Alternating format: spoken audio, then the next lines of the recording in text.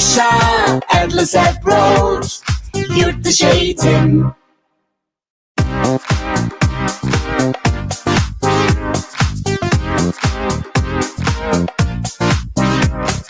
Git, öğren, yaşa, endless abroad, yurt dışı eğitim.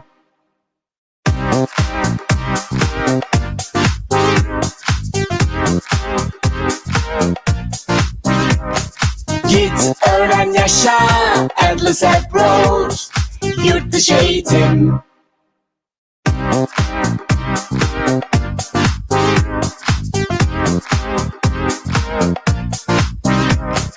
Git, öğren, yaşa, endless abroad, yurt dışı eğitim.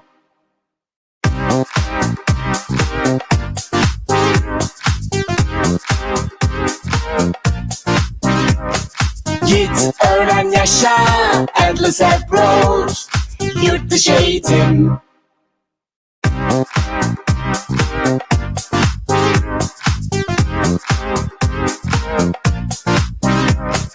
Git, öğren, yaşa, endless abroad, yurt dışı eğitim.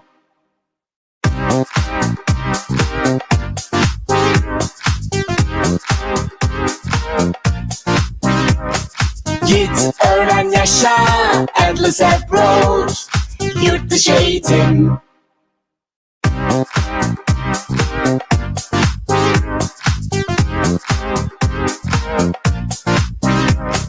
Git, öğren, yaşa, endless abroad, yurt dışı eğitim.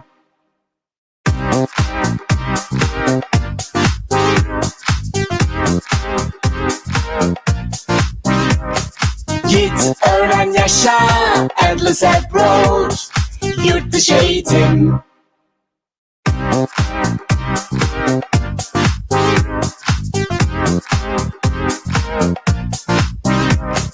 Git, öğren, yaşa, endless abroad, yurt dışı eğitim.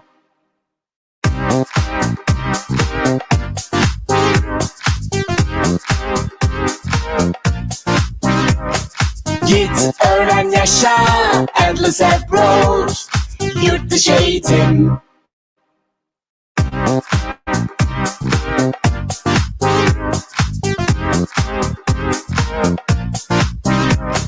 Git, öğren, yaşa, endless abroad, yurt dışı eğitim.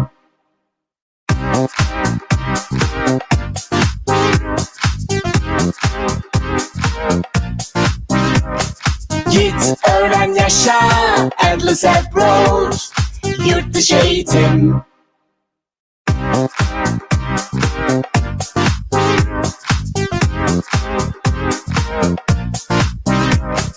Git, öğren, yaşa, endless abroad, yurt dışı eğitim.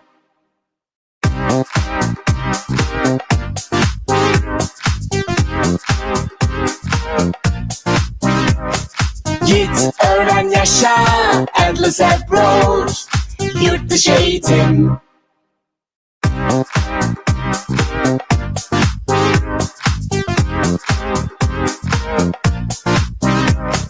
Git, öğren, yaşa, endless abroad, yurt dışı eğitim.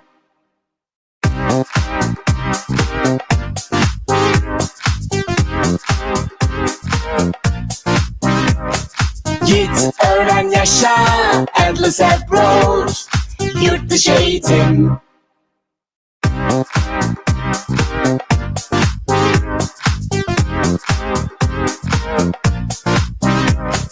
Git, öğren, yaşa, endless abroad, yurt dışı eğitim.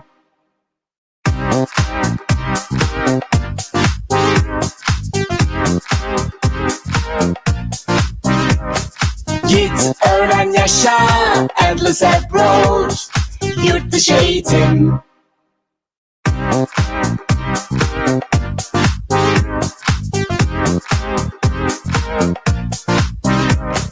Git, öğren, yaşa, endless abroad, yurt dışı eğitim.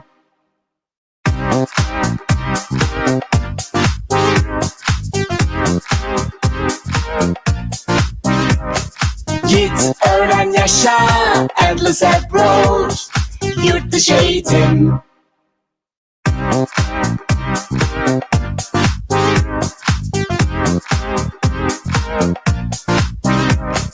Git, öğren, yaşa, endless approach, yurt dışı eğitim.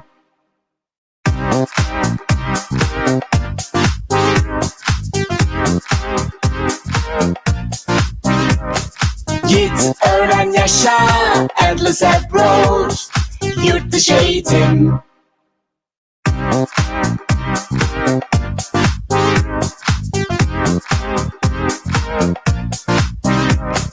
Git, öğren, yaşa, endless approach, yurt dışı eğitim.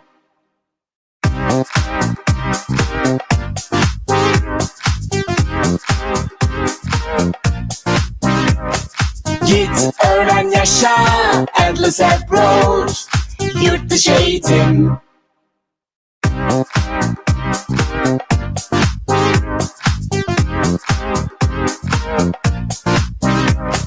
Git, öğren, yaşa, endless approach, yurt dışı eğitim.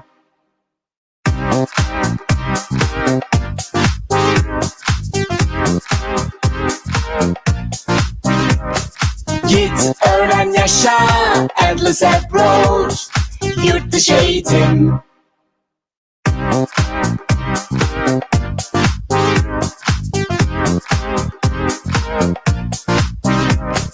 Git, öğren, yaşa, endless approach, yurt dışı eğitim.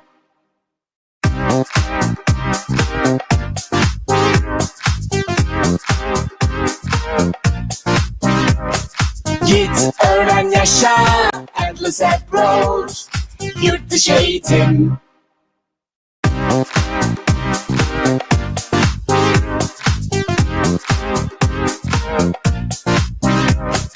Git, öğren, yaşa, endless approach, yurt dışı eğitim.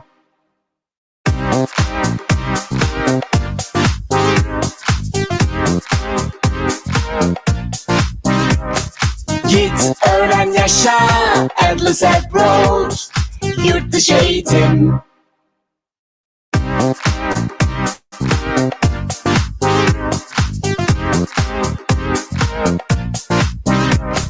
Git, öğren, yaşa, endless approach, yurt dışı eğitim.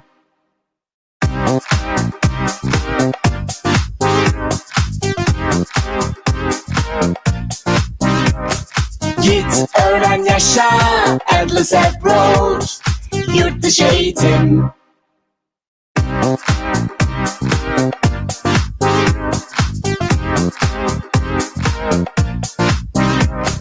Git, öğren, yaşa, endless approach, yurt dışı eğitim.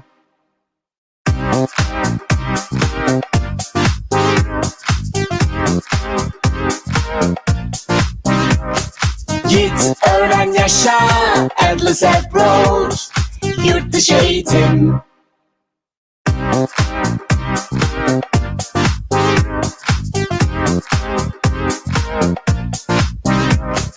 Git, öğren, yaşa, endless approach, yurt dışı eğitim.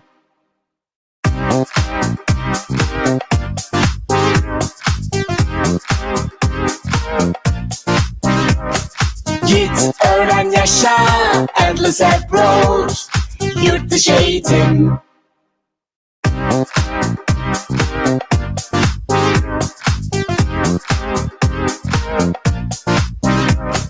Git, öğren, yaşa, endless approach, yurt dışı eğitim.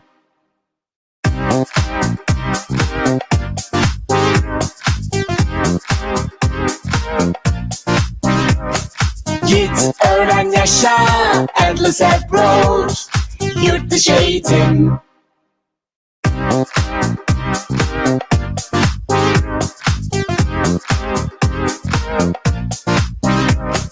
Git, öğren, yaşa, endless approach, yurt dışı eğitim.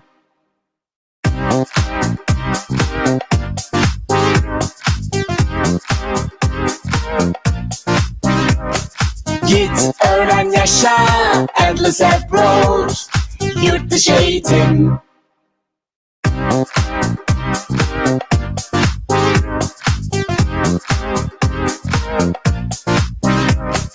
Git, öğren, yaşa, endless approach, yurt dışı eğitim.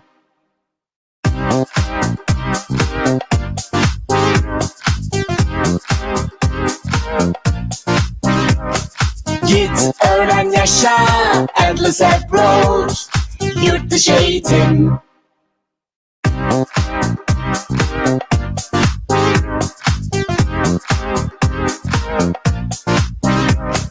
Git, öğren, yaşa, endless approach, yurt dışı eğitim.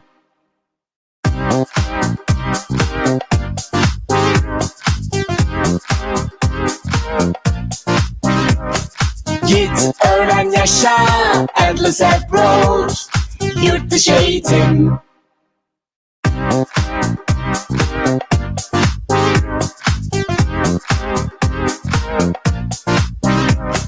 Git, öğren, yaşa, endless approach, yurt dışı eğitim.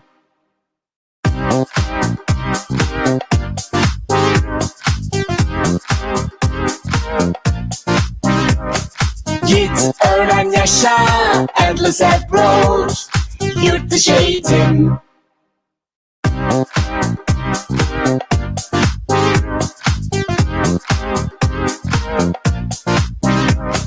Git, öğren, yaşa, endless approach, yurt dışı eğitim.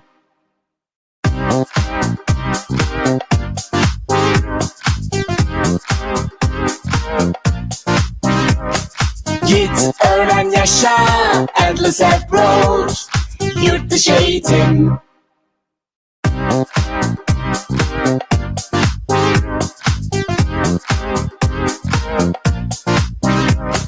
Git, öğren, yaşa, endless approach, yurt dışı eğitim.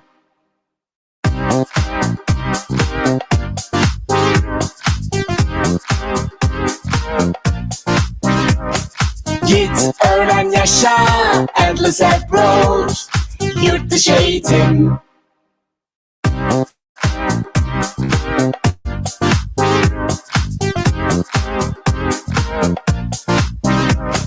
Git, öğren, yaşa, endless approach, yurt dışı eğitim.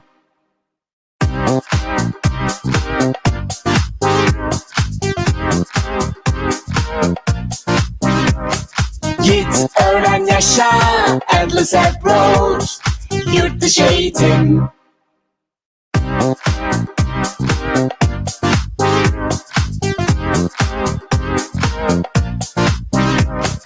Git, öğren, yaşa, endless approach, yurt dışı eğitim.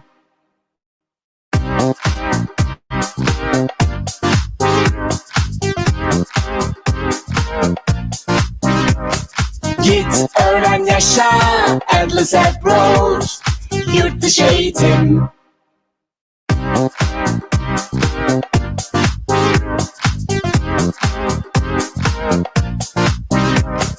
Git, öğren, yaşa, endless approach, yurt dışı eğitim.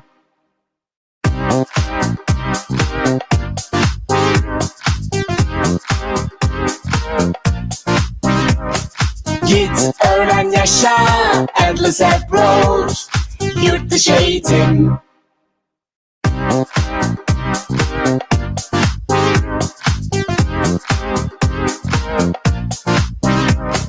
Git, öğren, yaşa, endless approach, yurt dışı eğitim.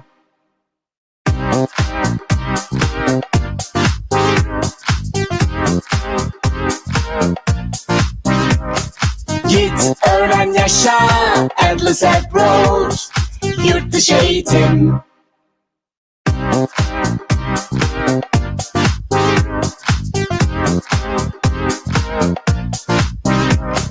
Git, öğren, yaşa, endless approach, yurt dışı eğitim.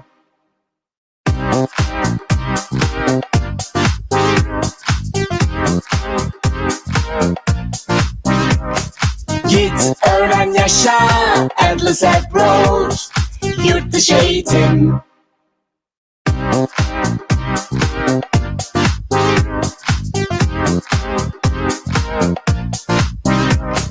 Git, öğren, yaşa, endless approach, yurt dışı eğitim.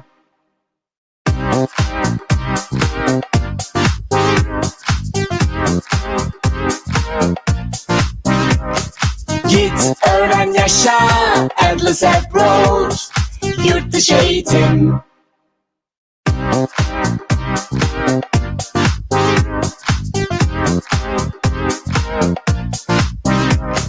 Git, öğren, yaşa, endless approach, yurt dışı eğitim.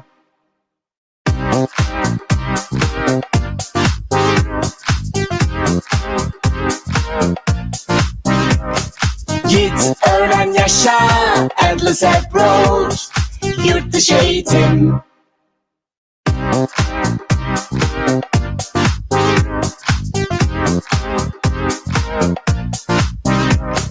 Git, öğren, yaşa, endless approach, yurt dışı eğitim.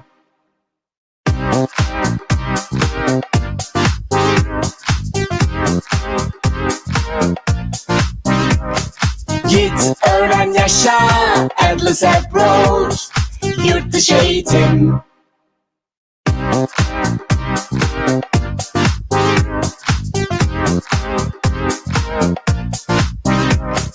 Git, öğren, yaşa, endless approach, yurt dışı eğitim.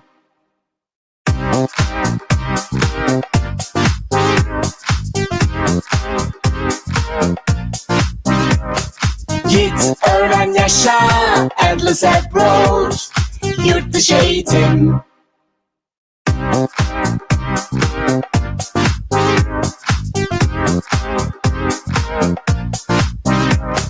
Git, öğren, yaşa, endless approach, yurt dışı eğitim.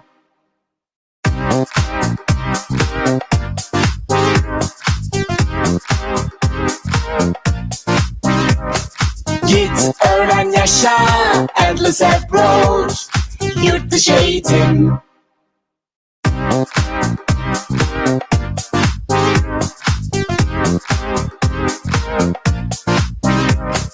Git, öğren, yaşa, endless approach, yurt dışı eğitim.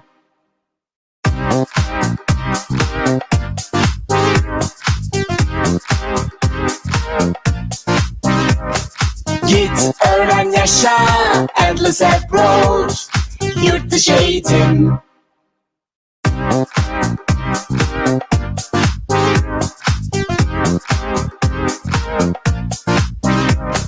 Git, öğren, yaşa, endless approach, yurt dışı eğitim.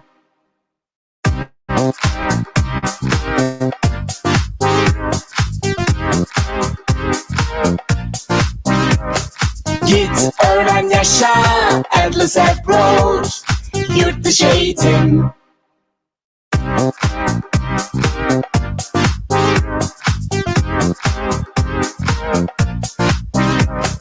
Git, öğren, yaşa, endless approach, yurt dışı eğitim.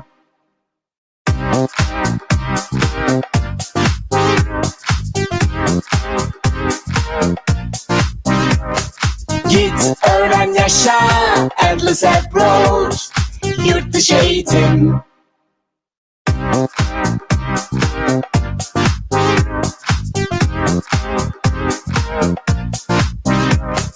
Git, öğren, yaşa, endless approach, yurt dışı eğitim.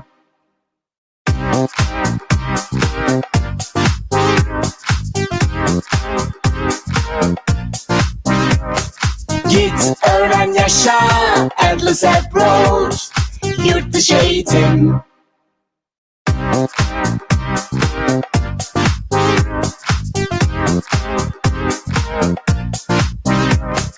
Git, öğren, yaşa, endless approach, yurt dışı eğitim.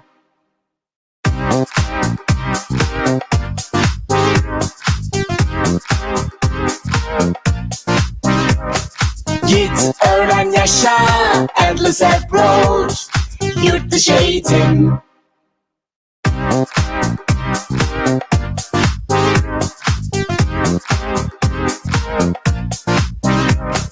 Git, öğren, yaşa, endless approach, yurt dışı eğitim.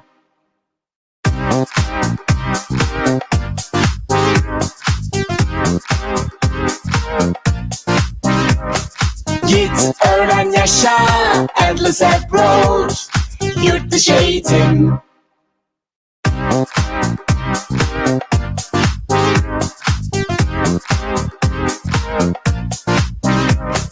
Git, öğren, yaşa, endless approach, yurt dışı eğitim.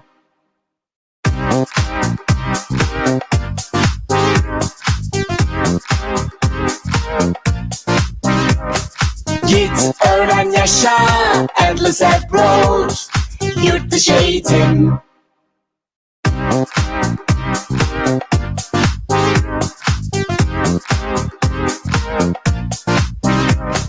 Git, öğren, yaşa, endless approach, yurt dışı eğitim.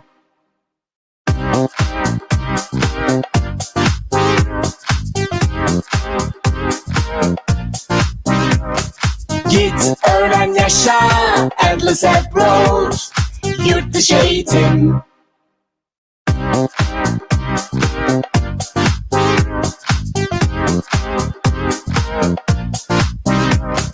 Git, öğren, yaşa, endless approach, yurt dışı eğitim.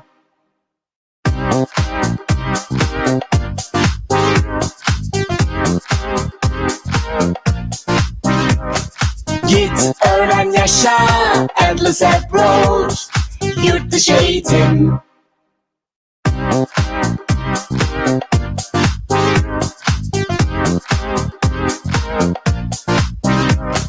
Git, öğren, yaşa, endless approach, yurt dışı eğitim.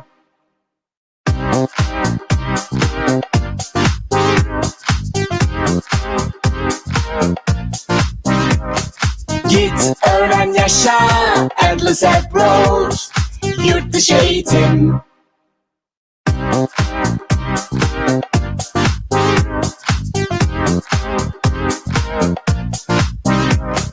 Git, öğren, yaşa, endless approach, yurt dışı eğitim.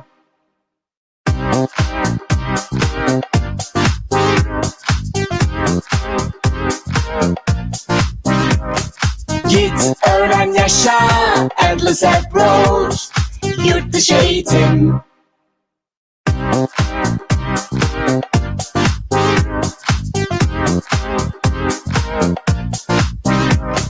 Git, öğren, yaşa, endless approach, yurt dışı eğitim.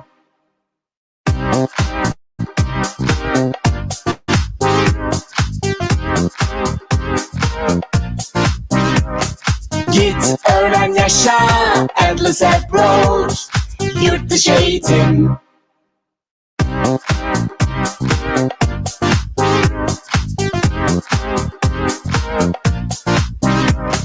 Git, öğren, yaşa, endless approach, yurt dışı eğitim.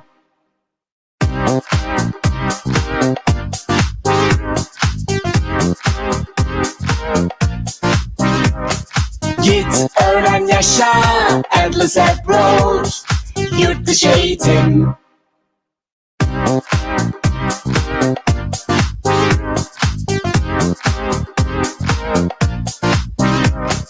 Git, öğren, yaşa, endless approach, yurt dışı eğitim.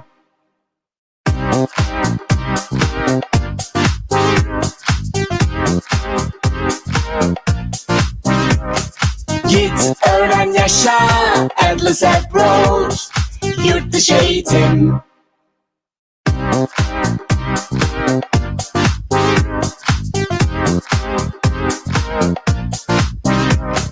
Git, öğren, yaşa, endless approach, yurt dışı eğitim.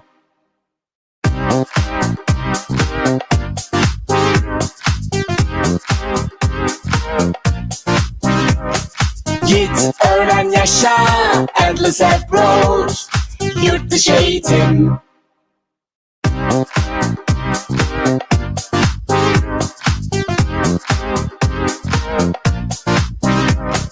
Git, öğren, yaşa, endless approach, yurt dışı eğitim.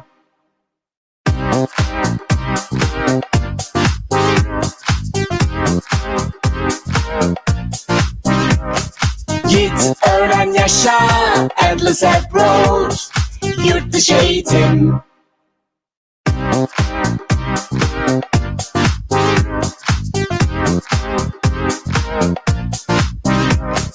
Git, öğren, yaşa, endless approach, yurt dışı eğitim.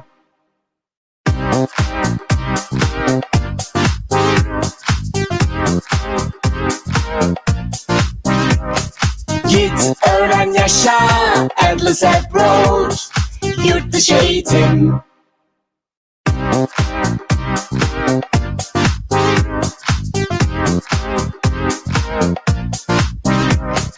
Git, öğren, yaşa, endless approach, yurt dışı eğitim.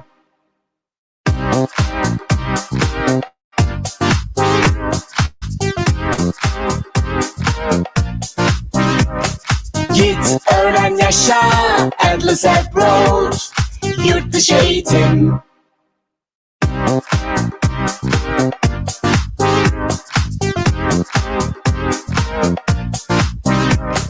Git, öğren, yaşa, endless approach, yurt dışı eğitim.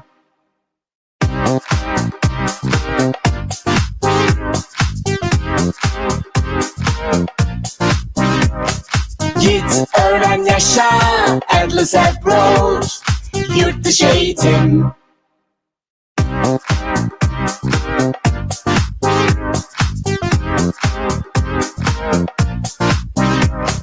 Git, öğren, yaşa, endless approach, yurt dışı eğitim.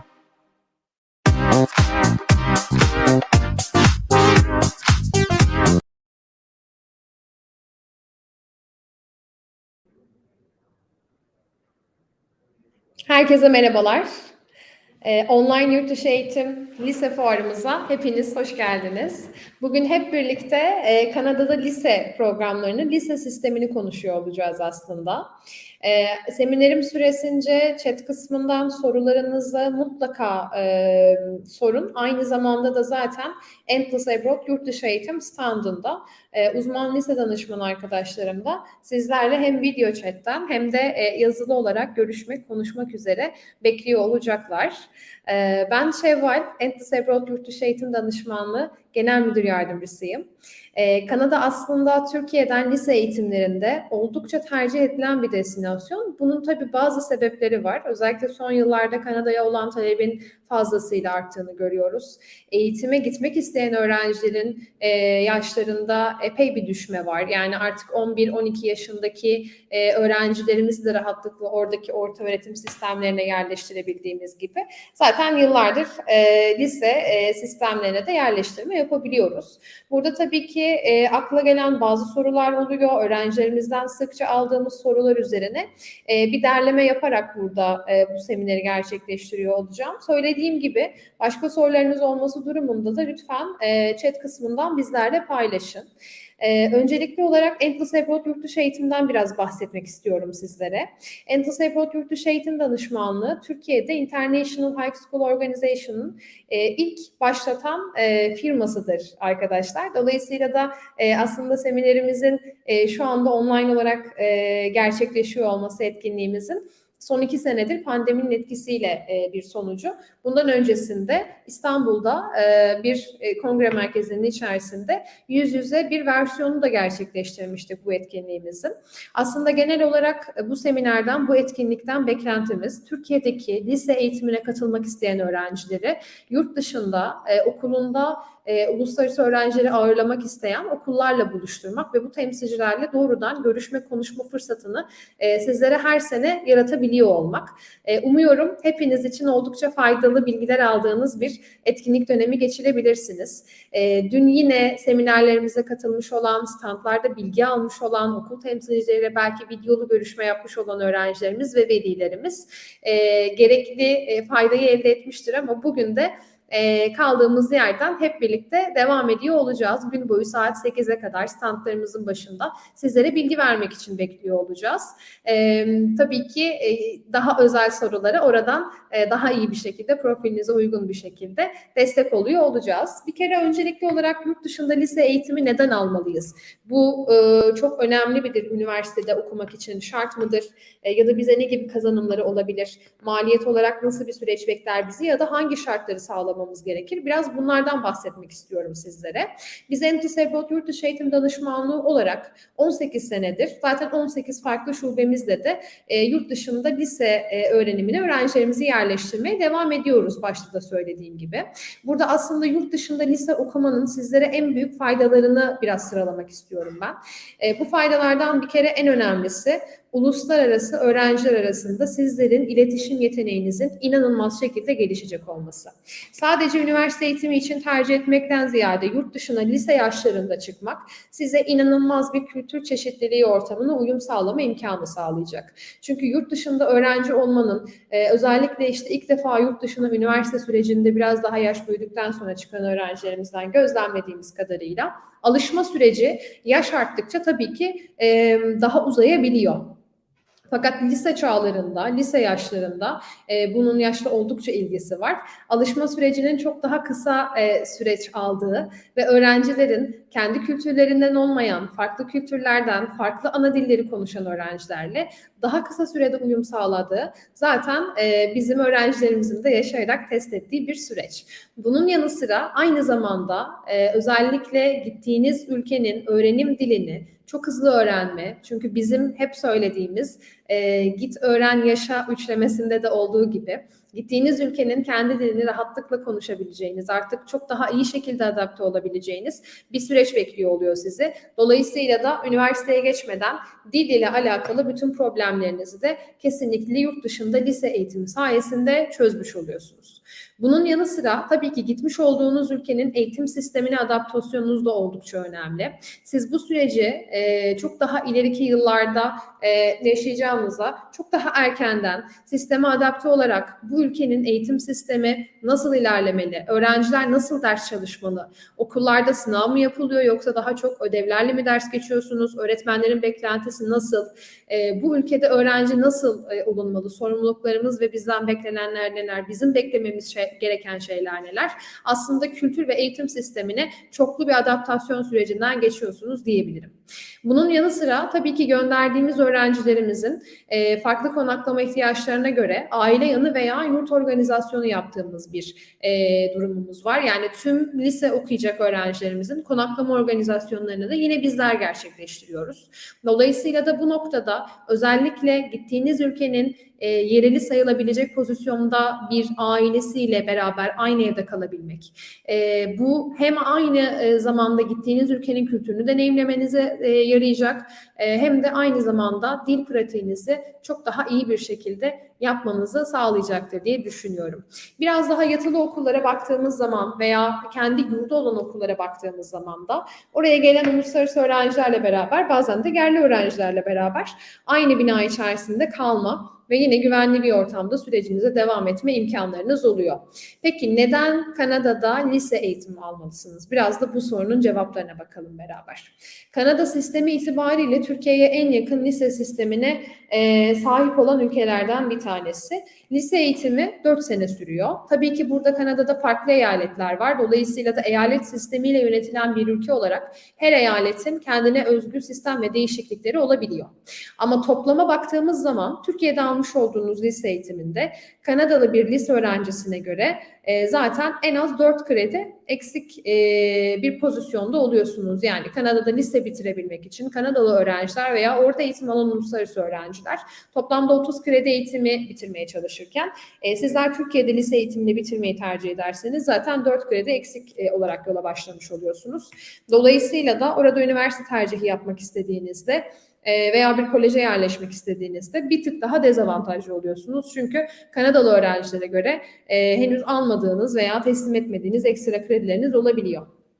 Fakat Kanada lise sisteminde 4 sene içerisinde bazen daha kısa sürede de 30 kredisini teslim eden öğrencilerin mezun oldukları ve daha sonrasında üniversitelere ve kolejlere daha fazla burs alabilecekleri, daha rahat kabul alabilecekleri bir süreçte giriş imkanları da tabii ki oluyor. Kanada sadece kendi özelinde, kendi üniversitelerine öğrenci yerleştiren ve kendi üniversiteleri için bir avantaj yaratan bir ülke değil. Lise sistemi özellikle dünyada ana dilin İngilizce olduğu tüm ülkelerde tanınıyor ve en iyi lise sistemlerinden biri olmasıyla biliniyor. Buradaki başarısını şöyle açıklayabiliriz aslında. 9 ve 10. sınıfta öğrenciler genel beceri derslerini alıyorlar. Yani orada lise okumak zor mu? Buraya göre zorlanır mıyız diyen öğrencilere bir cevap olsun bu. 9 ve 10. sınıfı biraz daha rahat geçiriyorsunuz. Burada bir uluslararası öğrenci için 9 ve 10. sınıfta hedeflenen tablo öğrencilerin İngilizce seviyelerini 11 ve 12. sınıfta alacakları senior derslerini en iyi yardımcı olacak şekilde geliştirmelerini sağlamak. Kanada'da bütün liselerde ESL desteği var arkadaşlar. ESL desteği nedir? English as a Second Language, yani bizler gibi ana dil İngilizce olmayan öğrencilere aldırılabilecek ekstra İngilizce support, destek dersleri. 9, 10 ve 11 ve 12. sınıflarda görmeniz gereken zorunlu ESL dersleriniz zaten var. Bunların yanı sıra bir uluslararası öğrenci olarak seçmeli sizler için 3. dil, Kanadalı öğrenciler için 2. yabancı dil dersleri var.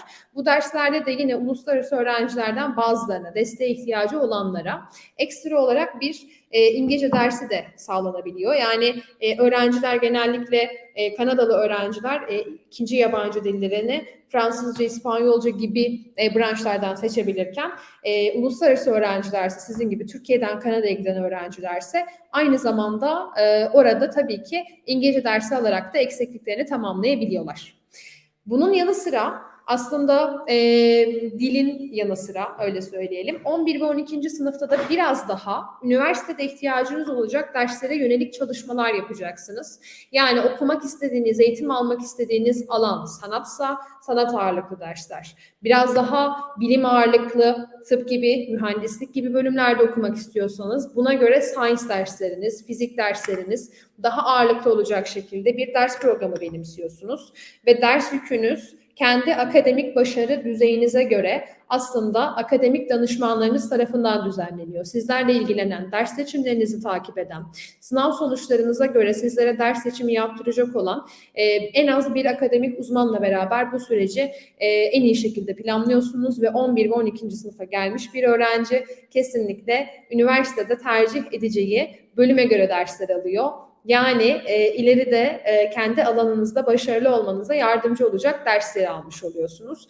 Bu yönüyle zaten sistem öğrenciler üzerinde oldukça başarılı. Özellikle sanatla ilgilenmek isteyen, tiyatro, oyunculuk, ressamlık, şimdi artık dijital dünyayla da iç içe geçen ve biraz daha etkileşimde olduğumuz bir dönemde olduğumuz için grafik tasarım, 3D animasyon gibi alanlarda kariyer hedefi olan öğrencilerimiz için de özellikle çizim alanında çok iyi olan liselere yerleştirmeler yapabiliyoruz ve bu öğrenciler çok iyi bilir ki audition veya oyunculukta audition veya aynı zamanda da çizim yeteneklerini gösteren portfolyo hazırlıklarında Kanada'da liseyi okuyan bir öğrenci üniversite başvurularına sıra geldiğinde portfolyoyu ilk defa duymuş olmuyor ya da audition'ı ilk defa duymuş olmuyor.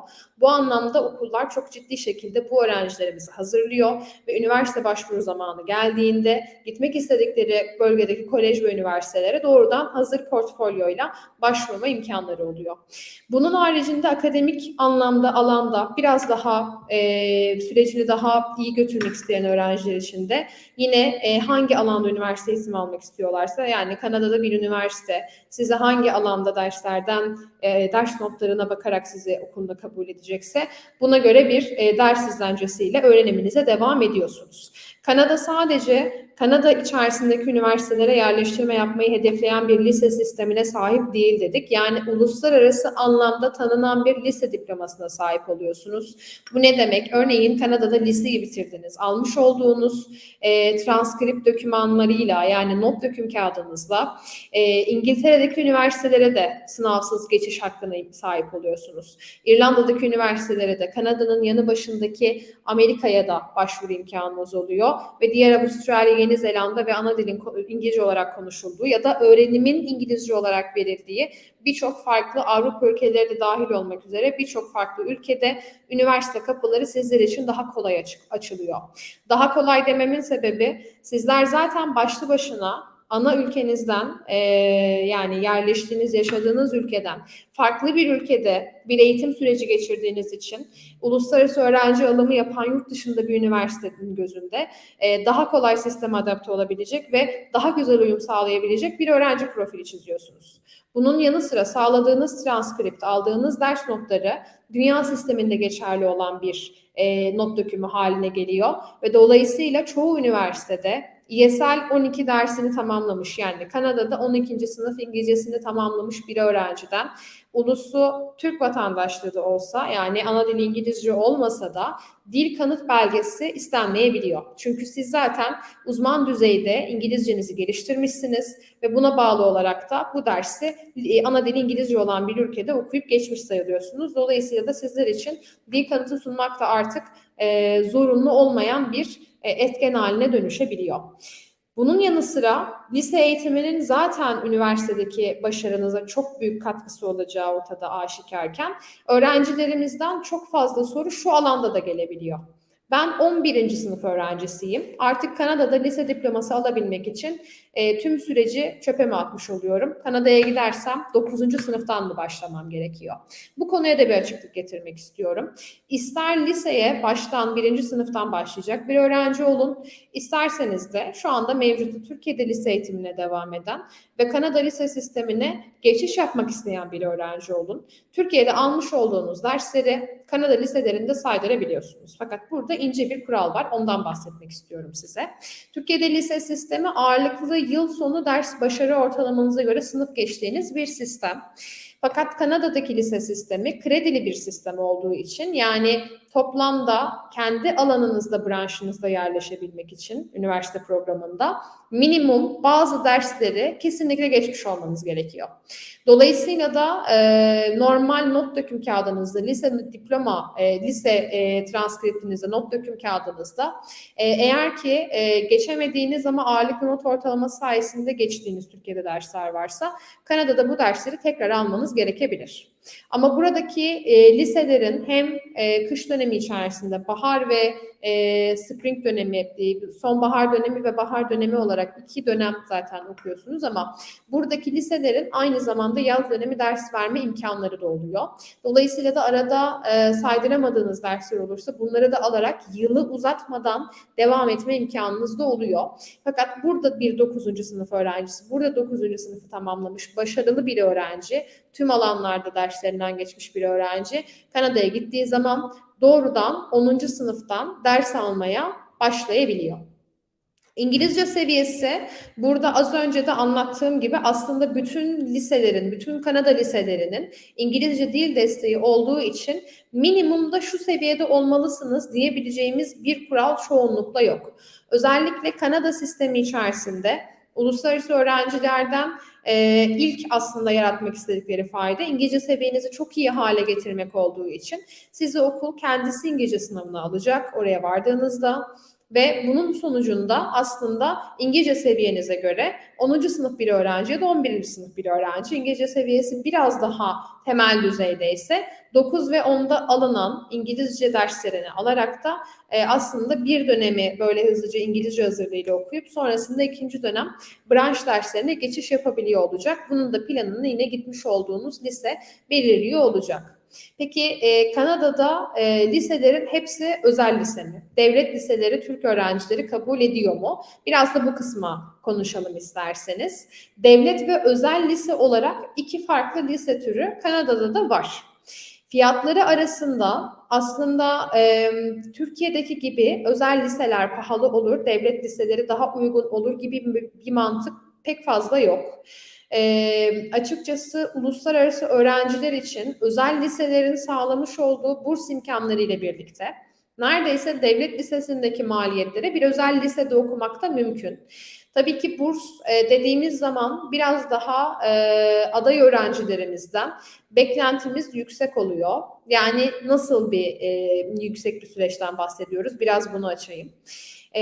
Doğrudan lise başarı ortalamanız aslında burada biraz esas alınıyor.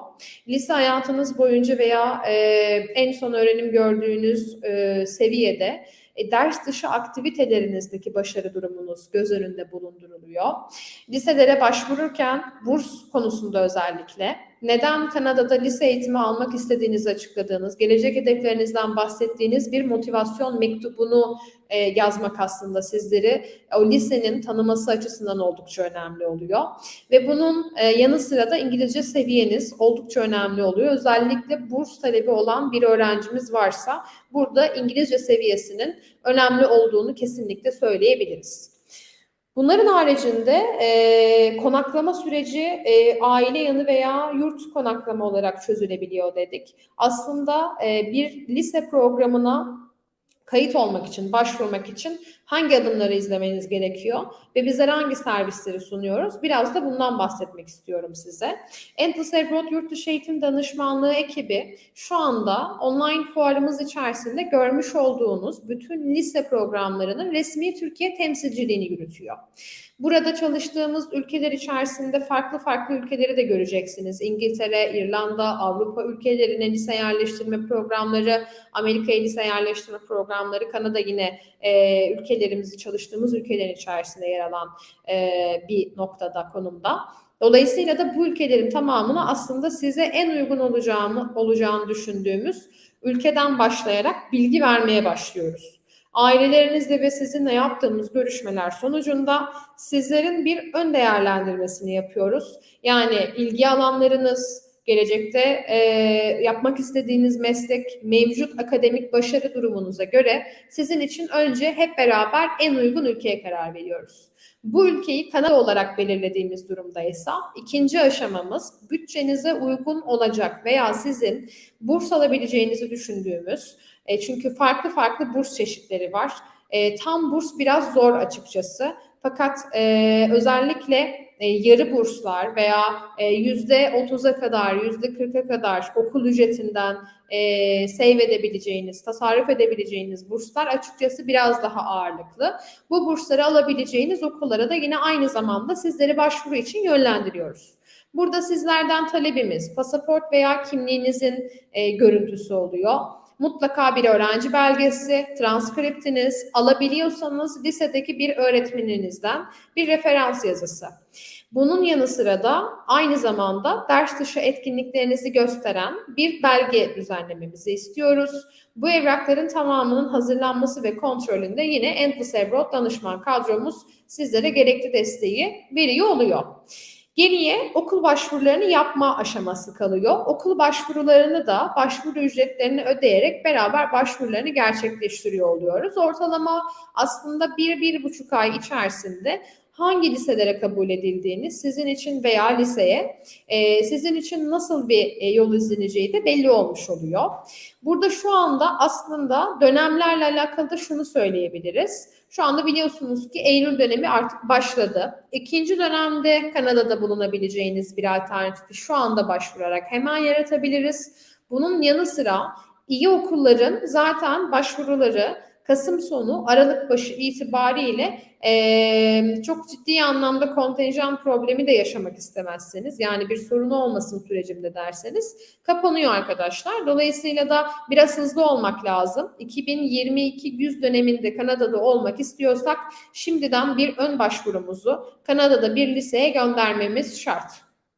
Bunun yanı sıra özellikle başvurudan sonraki aşamalarda, yani okuldan kabulümüz geldi, hangi liseye gideceğimiz belli oldu, konaklamayı ayarlama noktasında da yine sizlere okulların alternatifleri üzerinden bizler yardımcı oluyoruz.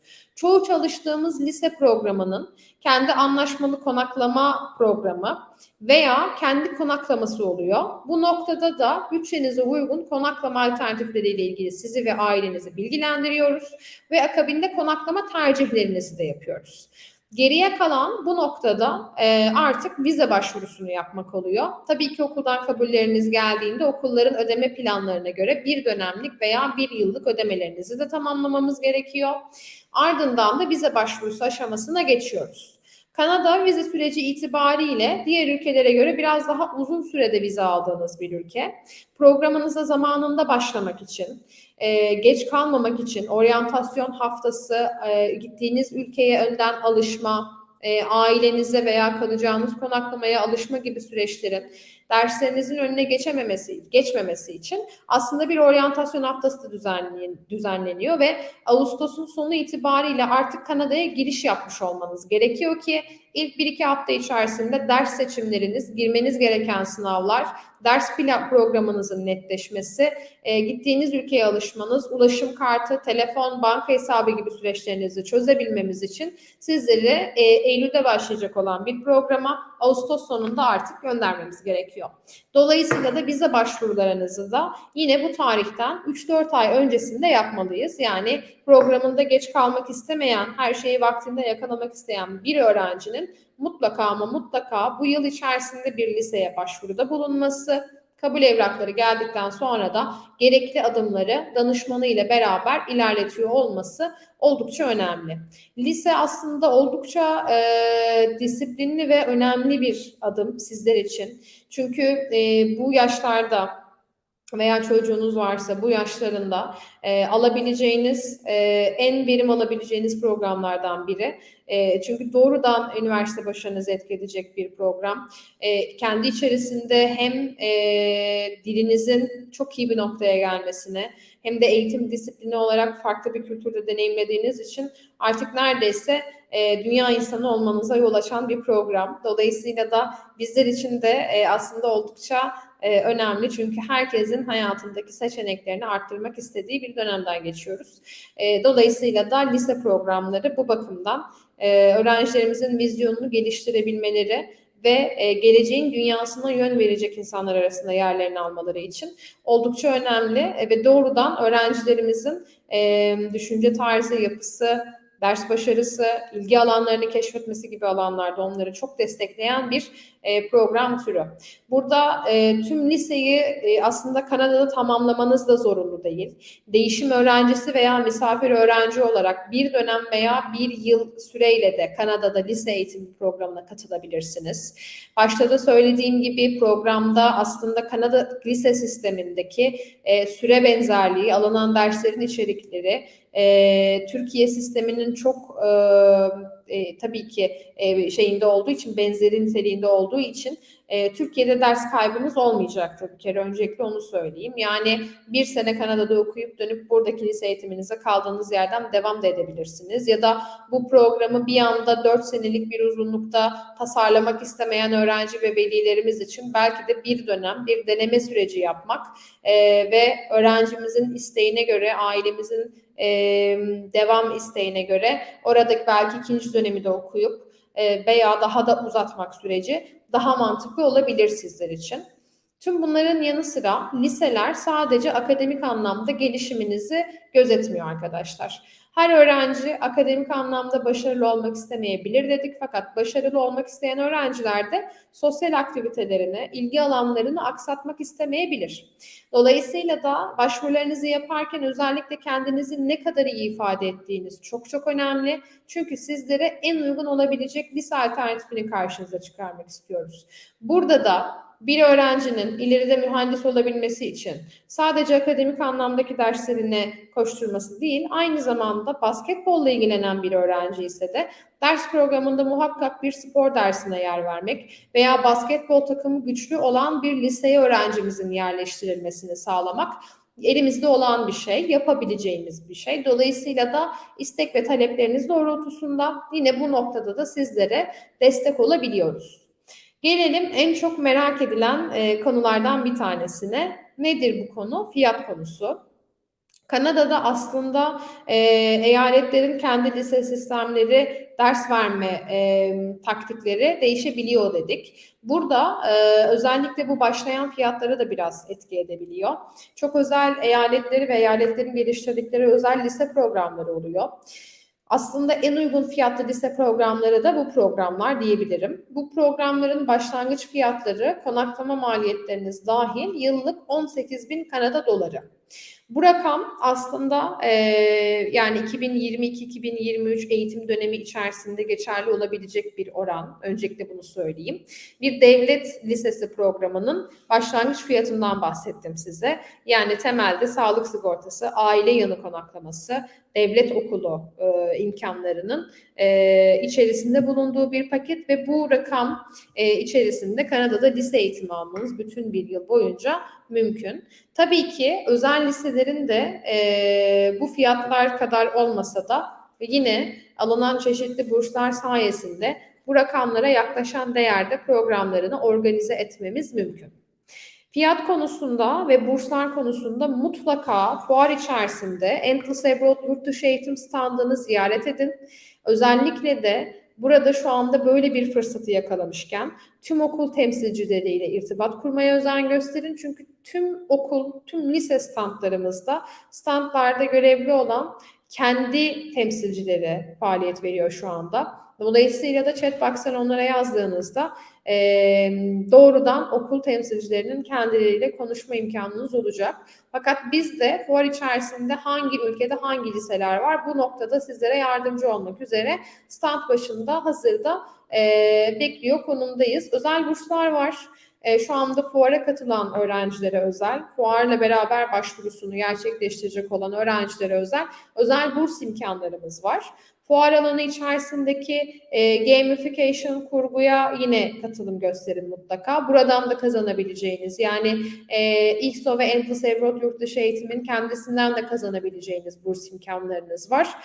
Burada aslında sizlere yardımcı olmayı bekleyen çok ciddi bir ekip var diyebilirim. Tek yapmanız gereken bizimle iletişime geçmek. Son olarak da aslında son yıllarda popülaritesi artan Kanada Online Çift Diploma imkanından bahsetmek istiyorum sizlere.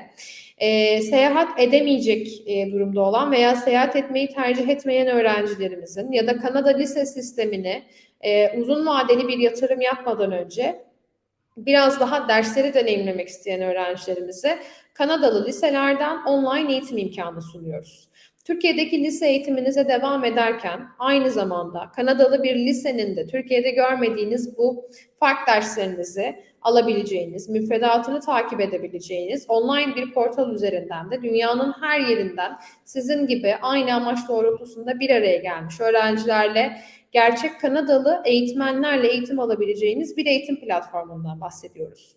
Bu eğitim platformları sayesinde Kanada'da eğitim almış gibi bir tabii ki yılın sonunda derslerinizi geçtikten sonra bir ders transkript bütünü almış oluyorsunuz. Dolayısıyla da yine bu transkriptlerle de ilerleyen dönemde Kanada'ya gittiğinizde orada da derslerinizi saydırabiliyorsunuz. Hem böyle bir avantajınız oluyor, hem Kanada'daki derslere gitmeden önce deneyimlemiş oluyorsunuz.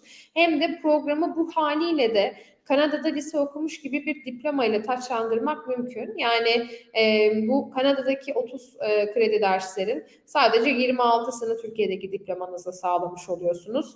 Geriye kalan 4 kredi üniversite okumanız için yetersiz kategoride. Üniversitelere yerleşmek istiyorsanız 6 kredi almalısınız toplamda.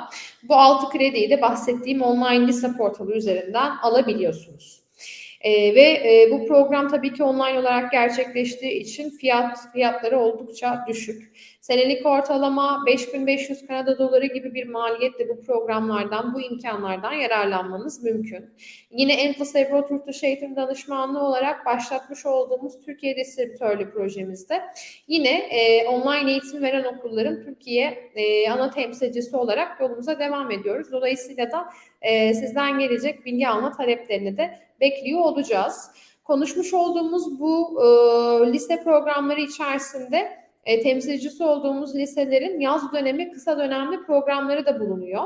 Kampüsleri denemek, görmek, yerinde ziyaret etmek isterseniz bu yaz lise eğitiminize başlamadan önce bir yaz okuluna da katılmanızı sağlayabiliriz. Sizi ve ailenizi bu programlarda ağırlayarak yine yerinde görerek ve deneyerek programlara girişiniz de mümkün.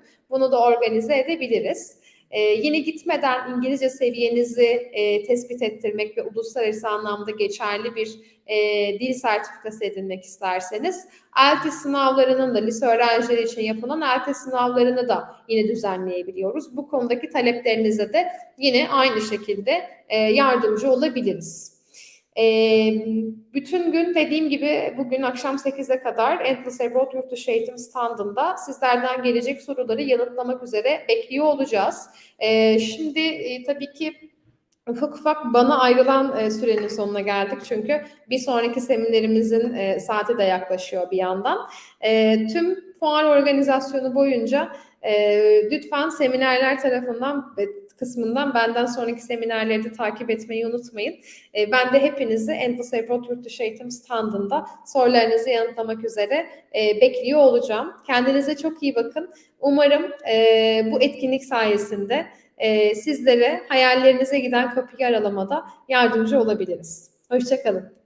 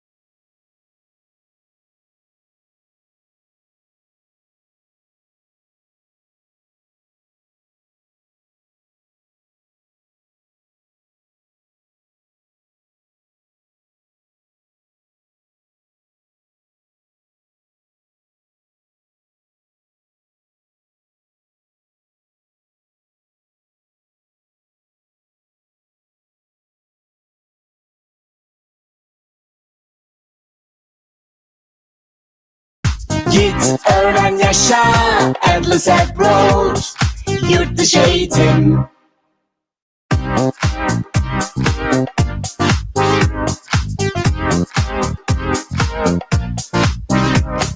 Git, öğren, yaşa, endless approach, yurt dışı eğitim.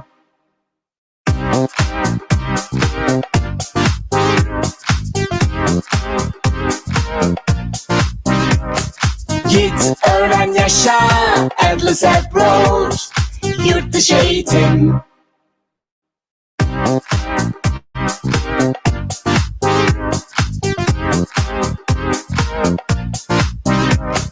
Git, öğren, yaşa, endless approach, yurt dışı eğitim.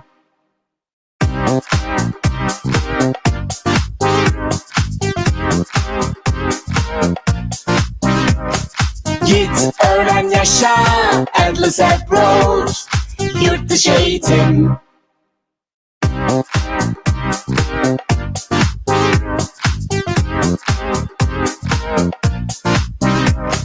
Git, öğren, yaşa, endless approach, yurt dışı eğitim.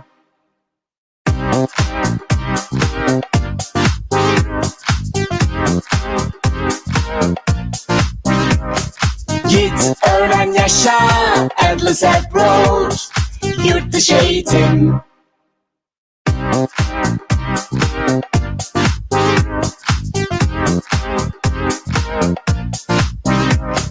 Git, öğren, yaşa, endless approach, yurt dışı eğitim.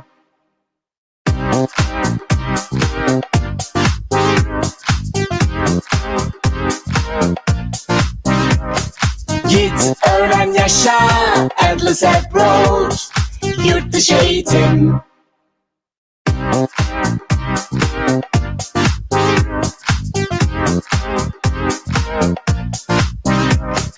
Git, öğren, yaşa, endless approach, yurt dışı eğitim.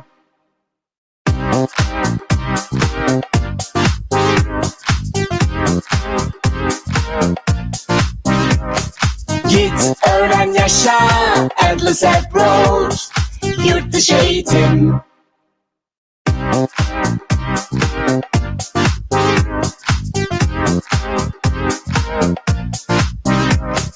Git, öğren, yaşa, endless approach, yurt dışı eğitim.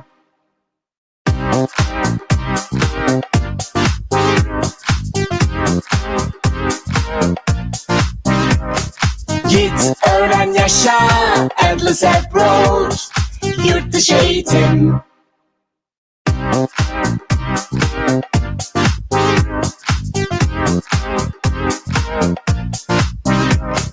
Git, öğren, yaşa, endless approach, yurt dışı eğitim.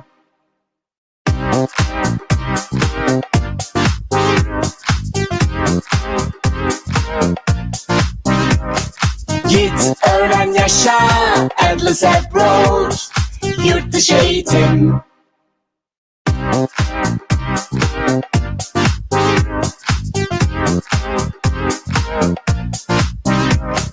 Git, öğren, yaşa, endless approach, yurt dışı eğitim.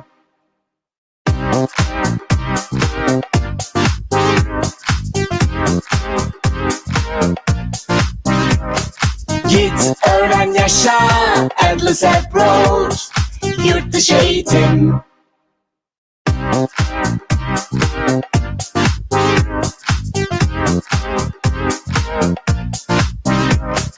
Git, öğren, yaşa, endless approach, yurt dışı eğitim.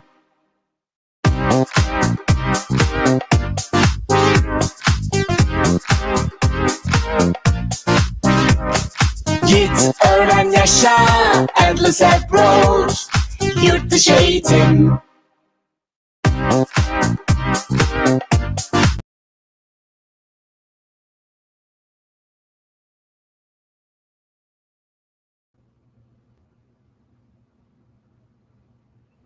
Hi there, how is everyone?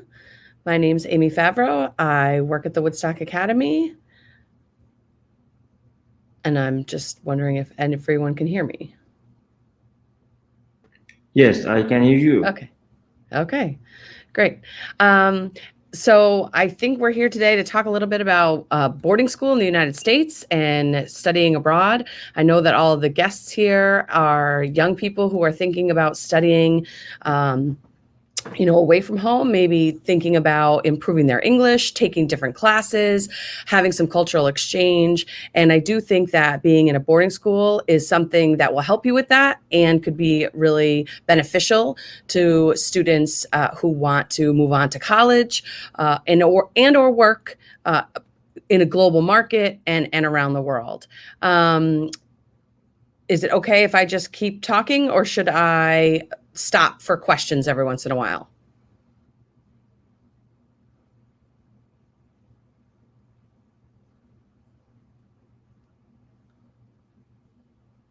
Well, I'll just keep going.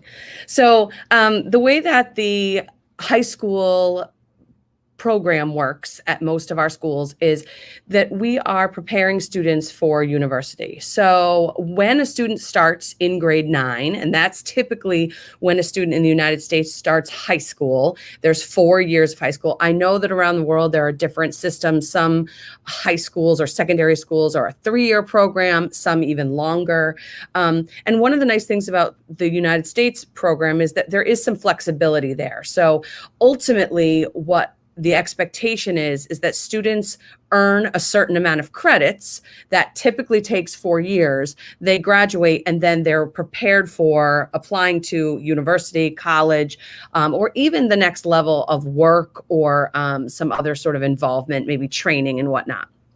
So it does typically take 4 years. If there's a student who transfers in from another country, from a different system, it usually takes a little while to just look at their transcripts, what they've taken for classes, what they are interested in, and then they can be put into the grade level that's age appropriate, and then also the grade level that's appropriate for them to graduate on time. Many students who do study abroad at the high school level are seeking a diploma and do want to walk away sort of with having graduated from the high school or a boarding school. Some students also don't do that. They just want to spend a year in the United States or in another country, learning. Again, maybe it's about English proficiency and improving English, and maybe it's just a little bit about cultural exchange and making sure that they are kind of preparing themselves for a global market in business and in whatever they might want to do in the future. During the process of taking classes and earning credits at the high school level, all the college preparatory high schools are going to have a guidance counselor or a college counselor meet with students on a regular basis. They're going to talk about the classes they're going to take and sign up for. Some classes are mandatory. Some classes are what we call electives, something that a student might want to take because it's an area of interest. And then they're going to talk about how to not only graduate, but how to prepare themselves best for high school, for the college application process. So you're kind of creating your resume as you go through high school. And that's being done in several ways. One, you want to be taking high-level, challenging courses in a variety of different areas. Two, you want to be getting involved. Maybe as a young person, you're athletic, you are involved in one of the sports. In American high schools, somewhat unique to the world, students participate on their school team. They are playing, American football or soccer. They're playing basketball. They're playing field hockey. They're playing ice hockey, a whole variety of athletics. And every school is slightly different. But the athletic program of most high schools in the U.S. is very important. It's got a lot of facilities behind it, and there's a lot of time and interest invested in students and their being on a team, being part of something beyond the academic experience. And then if you're not an athlete, or you are an athlete but you also have other interests, there's clubs and activities that universities and colleges will want you to have participated in to kind of give you that really well-rounded student. It is not typical in a U.S. high school to have only rigorous courses and not have some of these other things rounding out the experience. Most of the students will have a variety of experiences, and that's really what we're offering and what our expectations of students are. And that is going to help students become very strong in the when they decide they want to apply. That is also a really big process, and it can be a little bit overwhelming, but it's important to know that at least in the United States, there are hundreds and thousands of colleges and universities. Some of them are very specialized. Some of them are training students specifically to be nurses or specifically to be teachers. Others are larger and they have a lot more to offer. They might be a big liberal arts college, and students can take all of their sort of core courses, math and science and history and social studies and English courses, and then also a wide variety of electives in what they call a major. So students will major in something. Maybe they'll major in business. Maybe they'll major in finance. Maybe they'll major in medicine and try to work either as a medical professional or in, a hospital and whatnot. So students will have to sort of throughout high school explore some of those courses and think about the careers that they want, and then prepare for those. And some schools and universities are very, very competitive. You have to have almost perfect grades. You have to be very impressive in an interview, very, very motivated. Other schools are less competitive, and students who maybe struggled in an area or two can also gain admittance to those. Schools do offer a variety of incentives to apply and or enroll at the school. And then also students who apply to these schools have a lot of things to think about. They have to think about where they want to be, what they want to study, and what kind of experience they want to have. And how is that going to prepare them for the next level?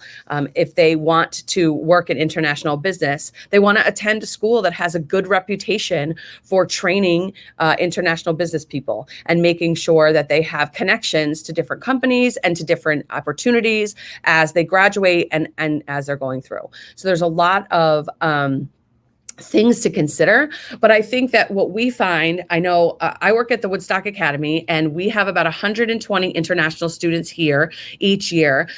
Most of them are going to want to go to college and university in the United States. And so being here at our school for a year or 2 years, even 4 years, really helps them understand the system, really helps them get comfortable with the culture and the language, of course. And then they become really strong students who do very well when they go on to the college level because they're really well prepared for that. Another thing that high schools will offer, and I know we offer this, it's very important to us, are classes that we consider college level courses. So they're a lot more challenging than sort of a standard high school class. They might be a class called like AP. So that's advanced placement. It's an international curriculum. Students will study at the AP level, and then they'll sit for a test. And if they achieve a certain score on that test, usually a 5 or a 4, the two top scores, then when they go to college, that's a class that they actually get credit for. So if they take the AP English course and they get a 5 on the AP test, when they go to college or university, in most cases, they don't have to take the introductory English class. They could take another level up, or they can just count that towards their graduation. So that's an advantage. The other level of classes we have are partnerships with local universities. I'm located in the state of Connecticut, and the big college that's here is the University of Connecticut. It's a very large Research One university, offers lots and lots of classes. We have a partnership with them through what we call ECE, or Early College Experience. Students that take an ECE course here at the Academy get a transcript from the University of Connecticut and are able to use that at the University of Connecticut, or they can transfer it to other colleges and universities around the country. So that's another advantage. It gives students an experience when they're younger that's a little more challenging to them. And then it also proves to a college and university that they can succeed at the college level, which is very important through the admissions process. So I think that for an international student, especially, if you're thinking about going to college in the U.S., it's a really good idea to, if you can come early for a year or two and come to the high school level. I know that in this fair, there's a little chat room, and some individuals that are there have visited my booth, and a lot of them say, hey, I'm 16, I'm thinking about studying abroad. And so that's a really good time to probably start high school in the US, if college and a US university is kind of on the list for you. So those would be my basic pieces of advice, having dealt with and having worked with international students for about 12 years now at the Woodstock Academy, and seeing their growth and where they've been able to go. I've seen some really successful young people. They come through, they do some high school years, they find a college in the United States that they enjoy. A lot of times they end up going back to their home country, to live and have their career and have their family, but they really create an very impressive network, both for their professional side of things, but also their personal life, to have these connections around the world, to travel, to visit, to share ideas and concerns. It's been really neat. And it's interesting, we've all around the world, we've struggled so much in the last 18 months dealing with the inability to travel and having to face the pandemic. But I know that a lot of our students, one of the things that was really positive for them was they had this network around the world. I say kids, they're in their 20s now, but people that they knew all over. And with all of this wonderful virtual technology, they were able to connect with one another and still stay close, even though they couldn't visit one another and things of that nature. So I think that having an international network and having some connections in different places makes it really, really kind of is a very fulfilling experience for all of our students. And so that's one of the reasons we really encourage lots of international students on our campus, both for our local kids and our day students who are here locally, to meet people from around the world. And then also for those international students to kind of have that advantage over some of their peers who are unable to maybe travel that far and that early. So that would be my advice for all students who are looking to travel internationally.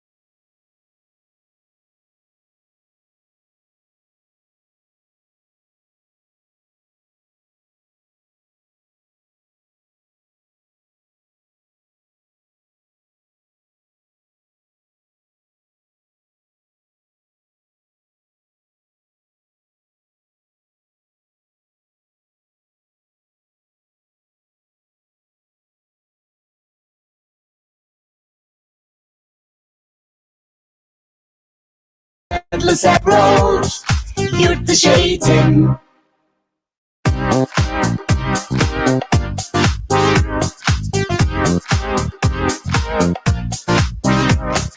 Git öğren yaşa, endless approach, yurt dışı eğitim.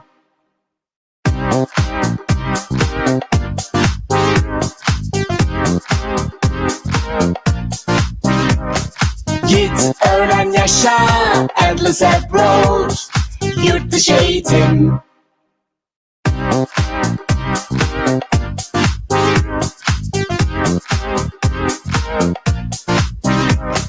Git öğren yaşa, endless approach, yurt dışı eğitim.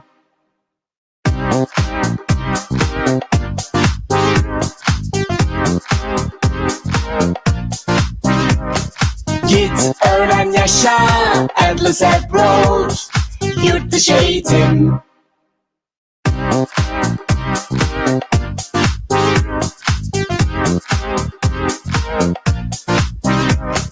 Git öğren yaşa, endless approach, yurt dışı eğitim.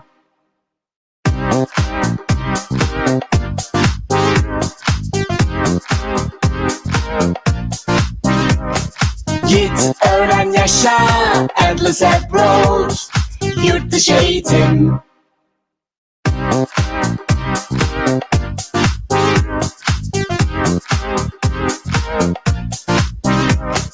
Git öğren yaşa, endless approach, yurt dışı eğitim.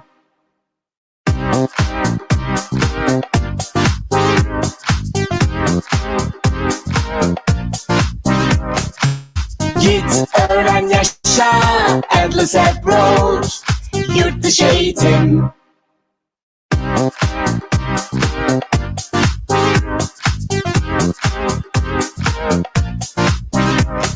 Git öğren yaşa, endless approach, yurt dışı eğitim.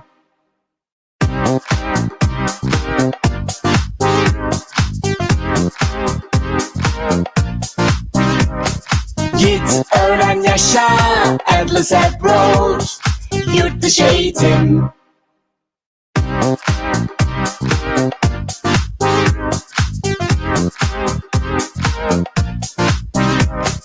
Git öğren yaşa, endless approach, yurt dışı eğitim.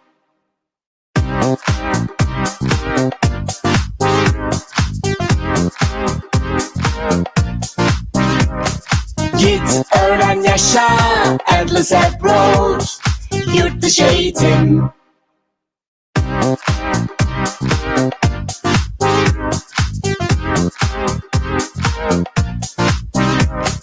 Git öğren yaşa, endless approach, yurt dışı eğitim.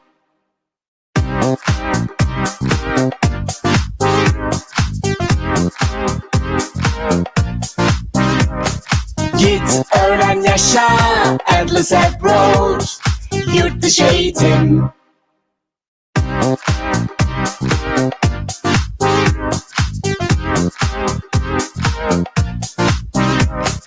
Git öğren yaşa, endless approach, yurt dışı eğitim.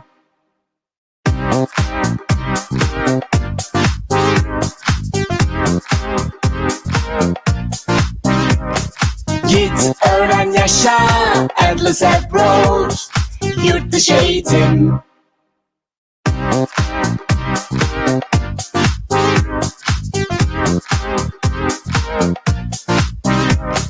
Git öğren yaşa, endless approach, yurt dışı eğitim.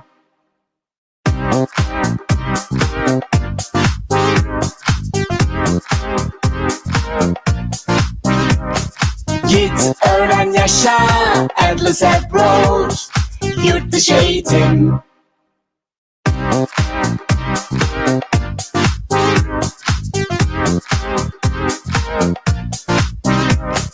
Git öğren yaşa, endless approach, yurt dışı eğitim.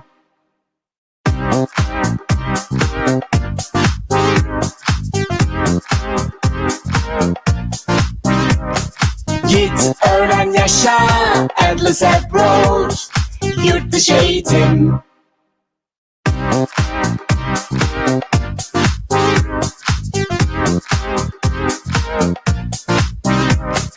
Git yaşa, Endless Abroad, yurt dışı eğitim.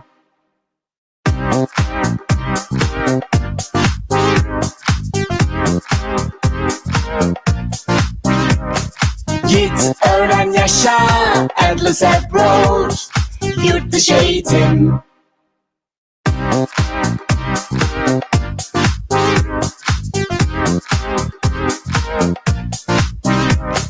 Git, öğren, yaşa, Endless Abroad, yurt dışı eğitim.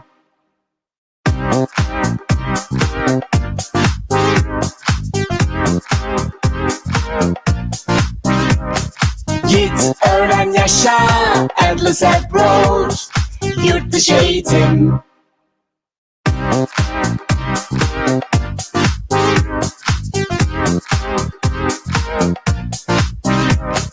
Git, öğren, yaşa, Endless Abroad, yurt dışı eğitim.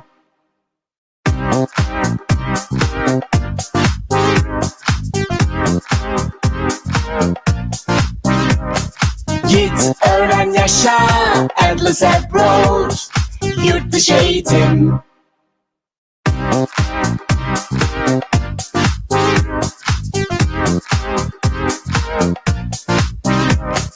Git, öğren, yaşa, Endless Abroad, yurt dışı eğitim.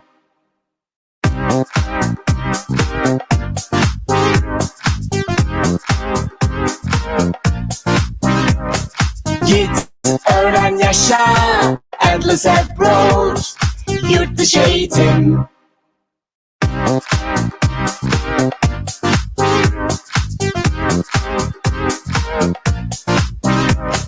Git, öğren, yaşa, Endless Abroad, yurt dışı eğitim.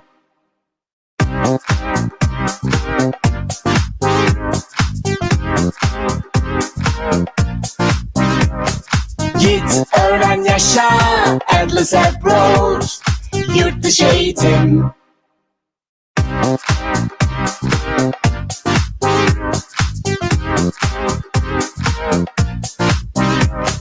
Git, öğren, yaşa, Endless Abroad, yurt dışı eğitim.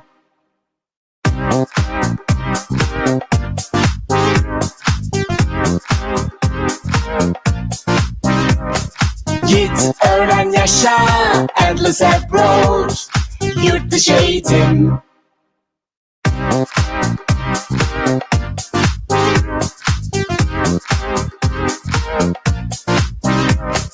Git, öğren, yaşa, Endless Abroad, yurt dışı eğitim.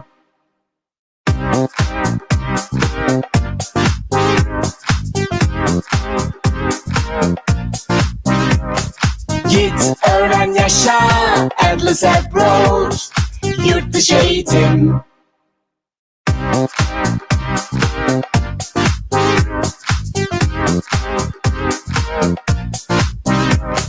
Git, öğren, yaşa, Endless Abroad, yurt dışı eğitim.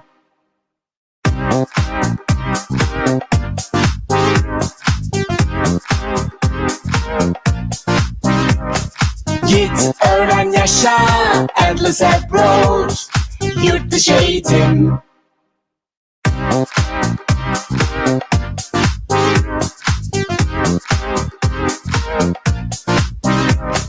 Git, öğren, yaşa, Endless Abroad, yurt dışı eğitim.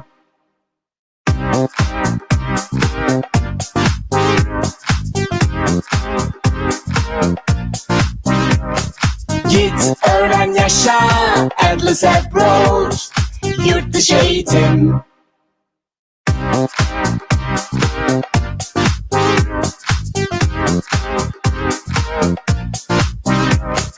Git, öğren, yaşa, Endless Abroad, yurt dışı eğitim.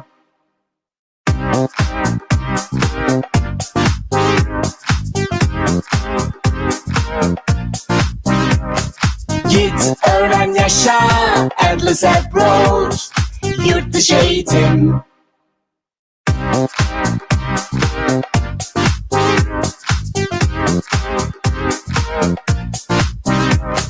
Git, öğren, yaşa, endless approach, yurt dışı eğitim.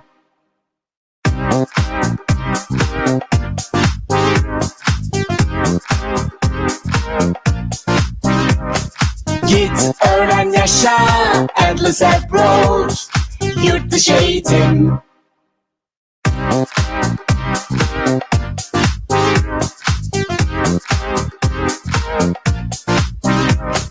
Git, öğren, yaşa, endless approach, yurt dışı eğitim.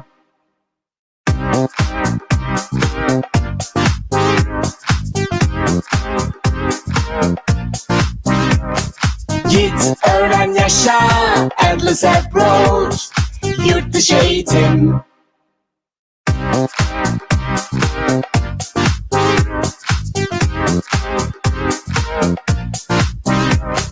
Git, öğren, yaşa, endless approach, yurt dışı eğitim.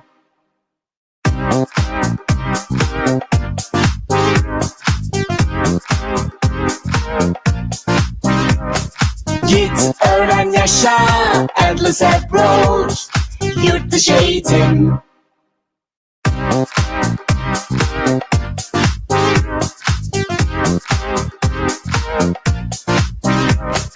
Git, öğren, yaşa, endless approach, yurt dışı eğitim.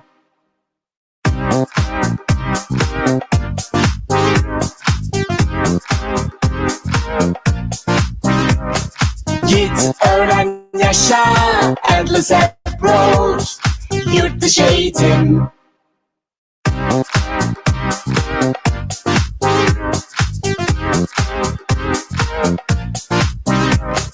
Git, öğren, yaşa, endless approach, yurt dışı eğitim.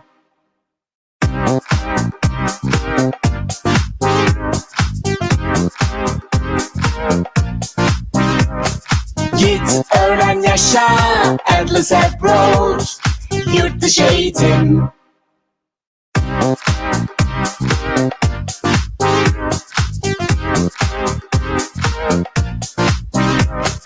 Git, öğren, yaşa, endless approach, yurt dışı eğitim.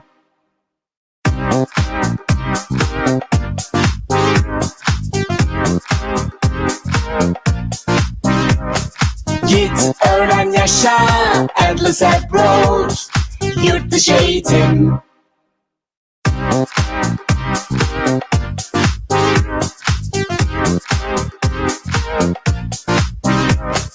Git, öğren, yaşa, endless approach, yurt dışı eğitim.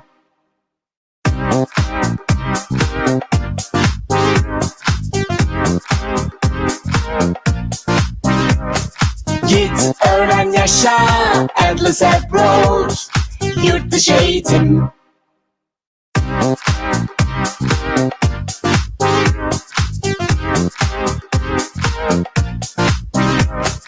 Git, öğren, yaşa, endless approach, yurt dışı eğitim.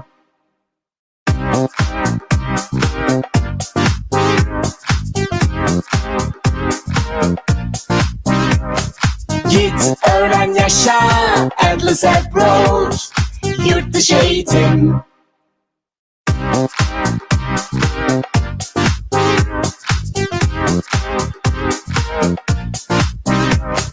Git, öğren, yaşa, endless approach, yurt dışı eğitim.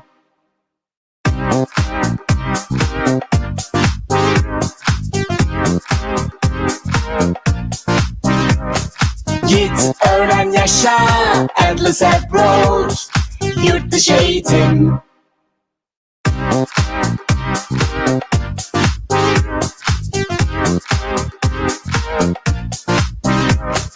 Git, öğren, yaşa, endless approach, yurt dışı eğitim.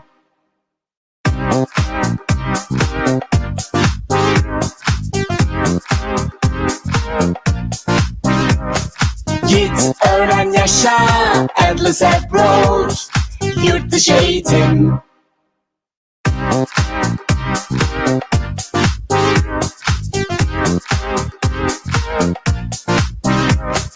Git, Git öğren yaşa Endless approach Yurt dışı eğitim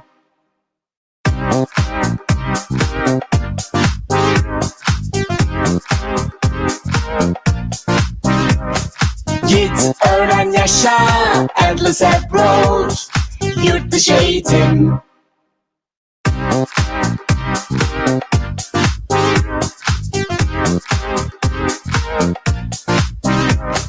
Git öğren yaşa Endless approach Yurt dışı eğitim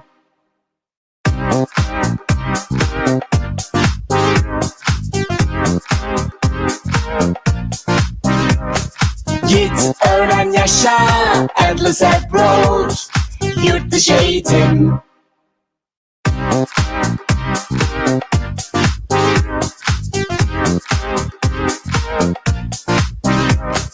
Git öğren yaşa Endless approach Yurt dışı eğitim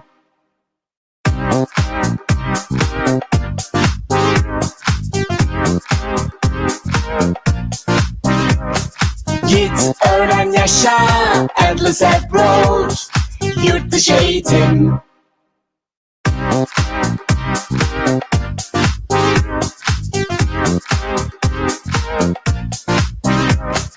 Git öğren yaşa Endless approach Yurt dışı eğitim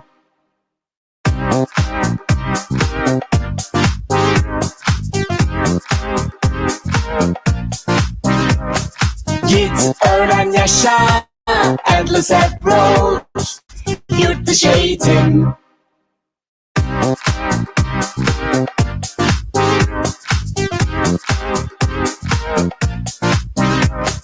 Git öğren yaşa Endless approach Yurt dışı eğitim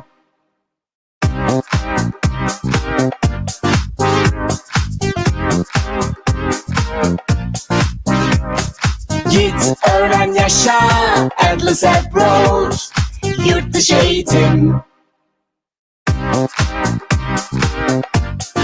Git öğren yaşa Endless approach Yurt dışı eğitim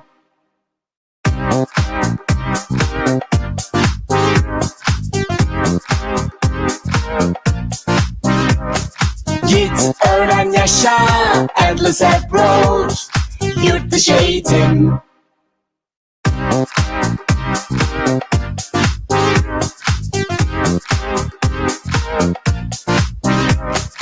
Git öğren yaşa Endless approach Yurt dışı eğitim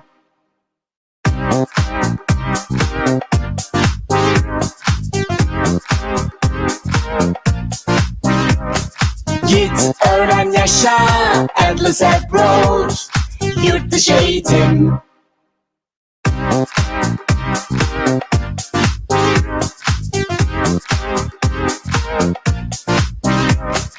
Git öğren yaşa Endless approach Yurt dışı eğitim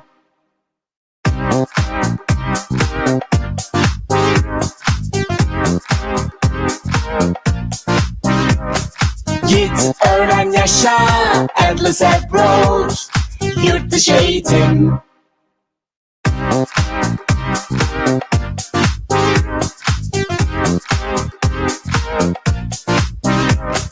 Git öğren yaşa Endless approach Yurt dışı eğitim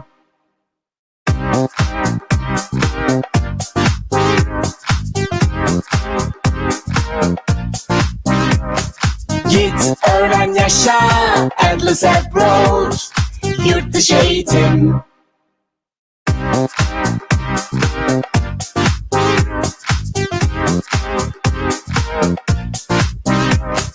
Git öğren yaşa Endless approach Yurt dışı eğitim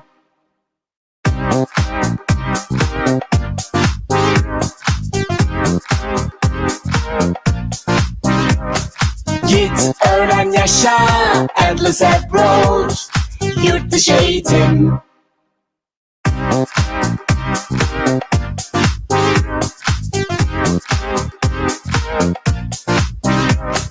Git yaşa, Endless Approach, yurt dışı eğitim.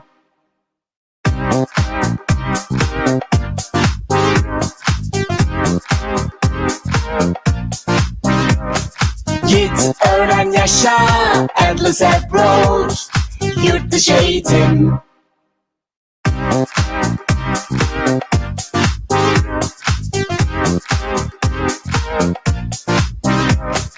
Git, öğren, yaşa, Endless Approach, yurt dışı eğitim.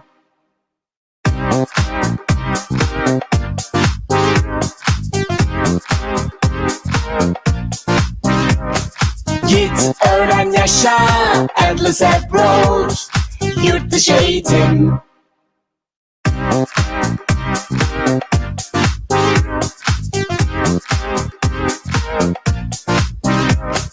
Git, öğren, yaşa, Endless Approach, yurt dışı eğitim.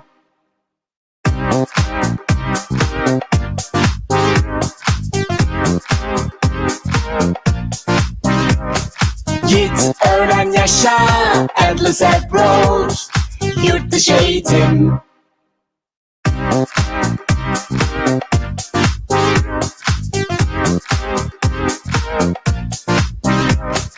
Git, öğren, yaşa, Endless Approach, yurt dışı eğitim.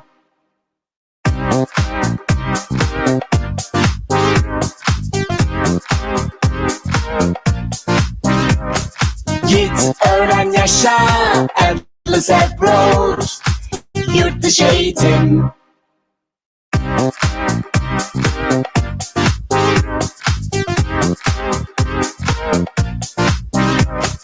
Git, öğren, yaşa, Endless Approach, yurt dışı eğitim.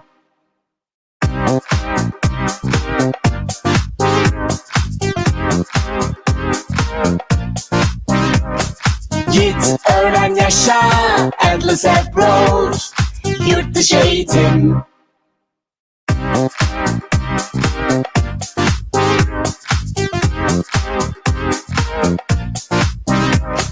Git, öğren, yaşa, Endless Approach, yurt dışı eğitim.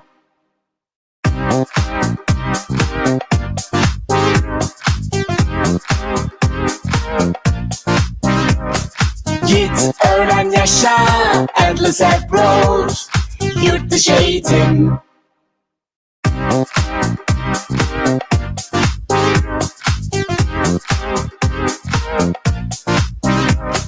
Git, öğren, yaşa, Endless Approach, yurt dışı eğitim.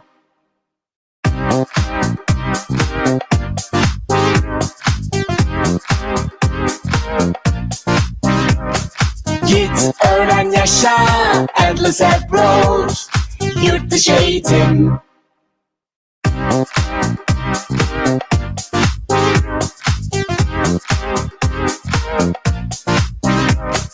Git, öğren, yaşa, Endless Approach, yurt dışı eğitim.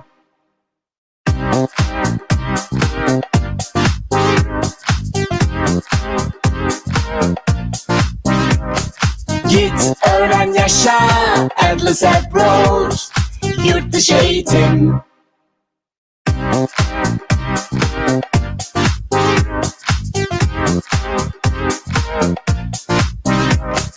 Git, öğren, yaşa, Endless Approach, yurt dışı eğitim.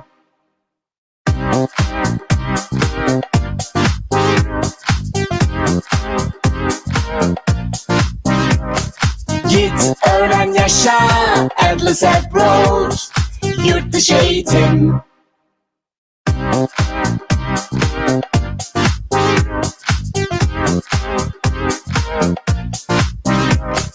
Git, öğren, yaşa, Endless Approach, yurt dışı eğitim.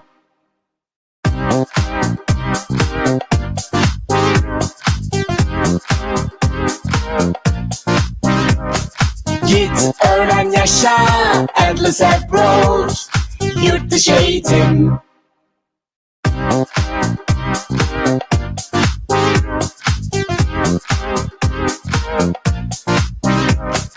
Git, öğren, yaşa, endless approach, yurt dışı eğitim.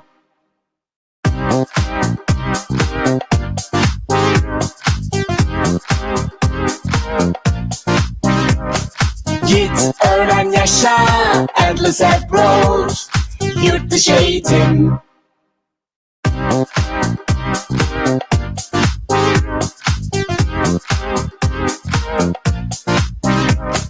Git, öğren, yaşa, endless approach, yurt dışı eğitim.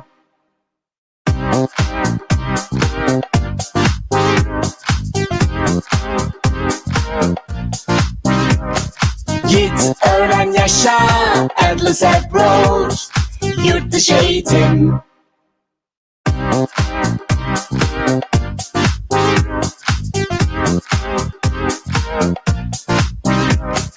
Git, öğren, yaşa, endless approach, yurt dışı eğitim.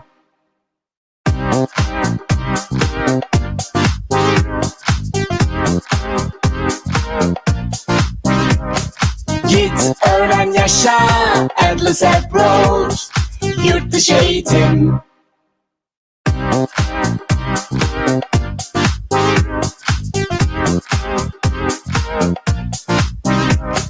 Git, öğren, yaşa, endless approach, yurt dışı eğitim.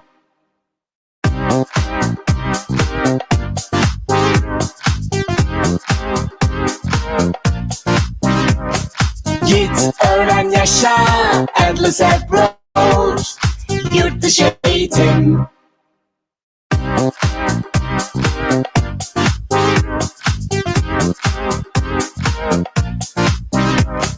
Git, öğren, yaşa, endless approach, yurt dışı eğitim.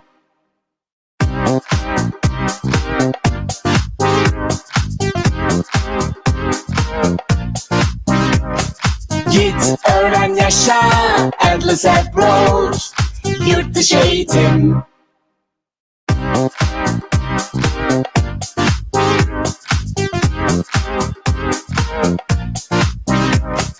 Git, öğren, yaşa, endless approach, yurt dışı eğitim.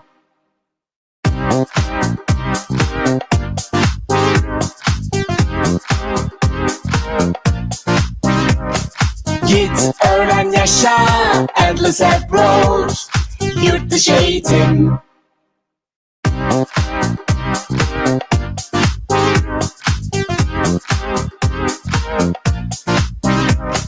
Git, öğren, yaşa, endless approach, yurt dışı eğitim.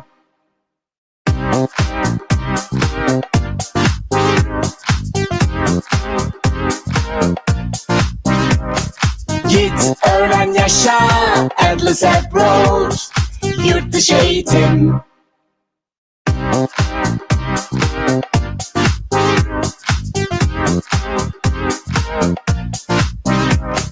Git, öğren, yaşa, endless approach, yurt dışı eğitim.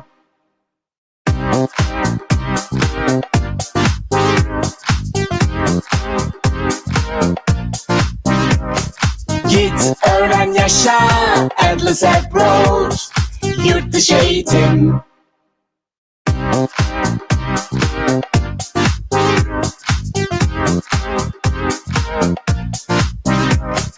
Git, öğren, yaşa, endless approach, yurt dışı eğitim.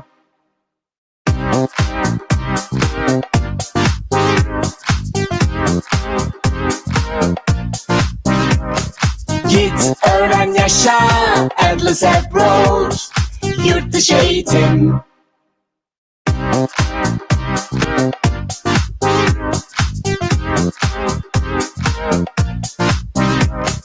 Git, öğren, yaşa, endless approach, yurt dışı eğitim.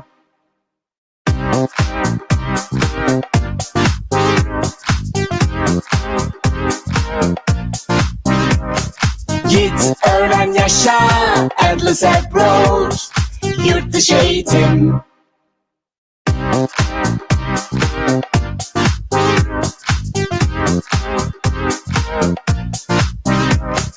Git öğren yaşa Endless Approach Yurt dışı eğitim.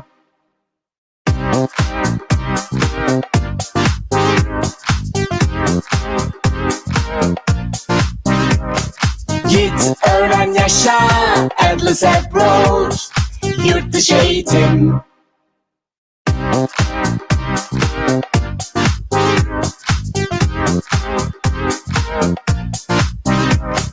Git öğren yaşa Endless Approach Yurt dışı eğitim.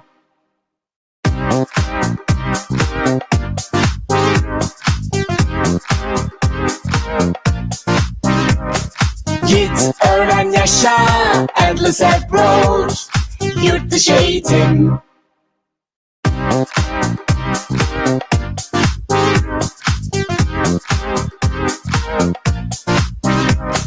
Git öğren yaşa Endless Approach Yurt dışı eğitim.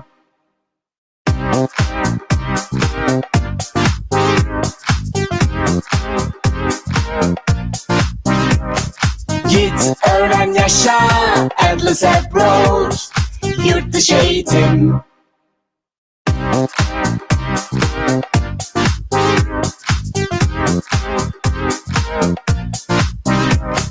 Git öğren yaşa Endless Approach Yurt dışı eğitim.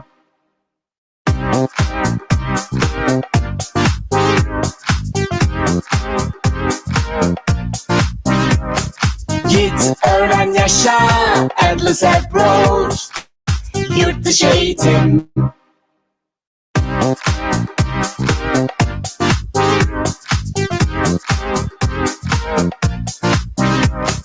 Git öğren yaşa Endless Approach Yurt dışı eğitim.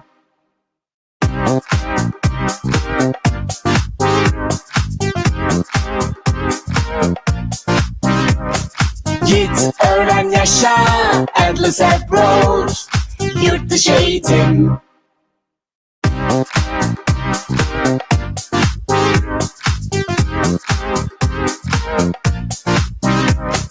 Git öğren yaşa Endless Approach Yurt dışı eğitim.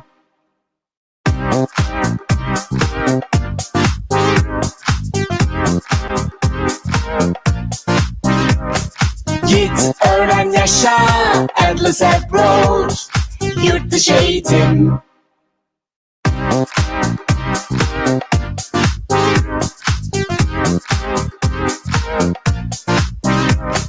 Git öğren yaşa Endless Approach Yurt dışı eğitim.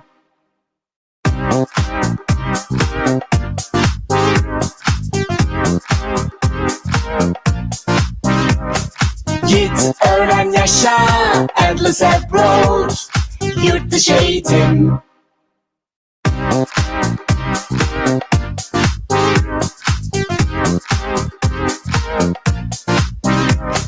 Git öğren yaşa Endless Approach Yurt dışı eğitim.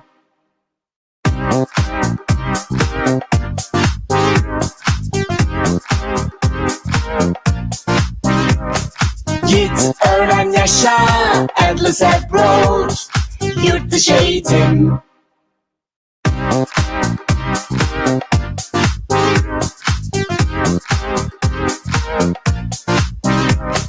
Git öğren yaşa Endless Approach Yurt dışı eğitim.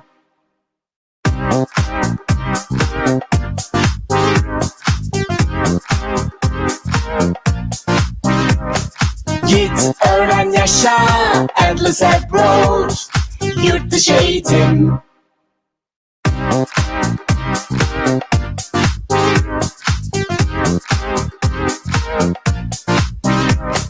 Git öğren yaşa Endless Approach Yurt dışı eğitim.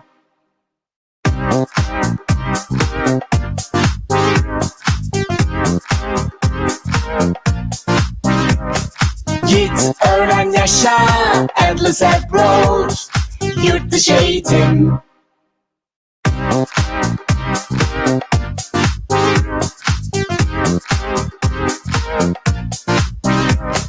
Git, öğren, yaşa, Endless Abroad, yurt dışı eğitim.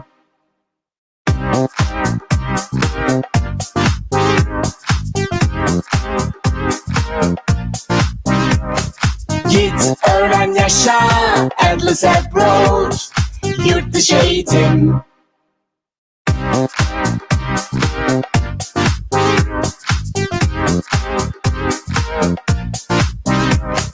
Git, öğren, yaşa, Endless Abroad, yurt dışı eğitim.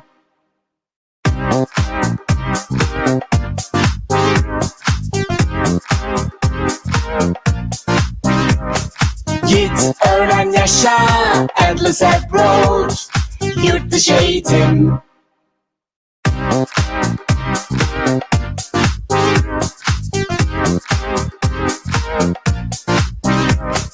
Git, öğren, yaşa, Endless Abroad, yurt dışı eğitim.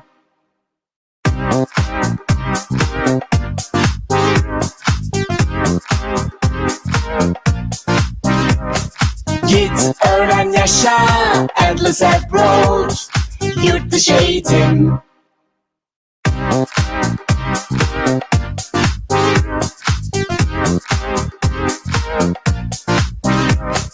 Git, öğren, yaşa, Endless Abroad, yurt dışı eğitim.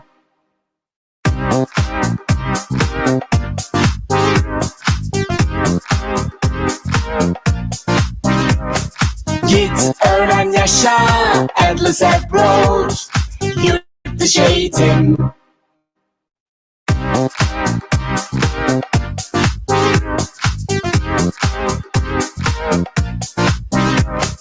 Git, öğren, yaşa, Endless Abroad, yurt dışı eğitim.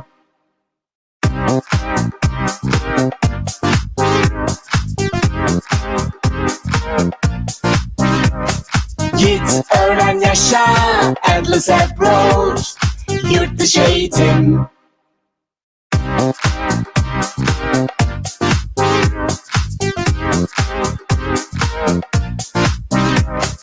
Git, öğren, yaşa, Endless Abroad, yurt dışı eğitim.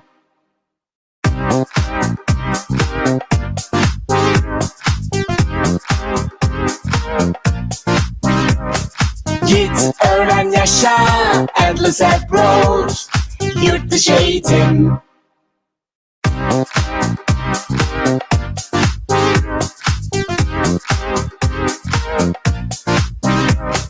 Git, öğren, yaşa, Endless Abroad, yurt dışı eğitim.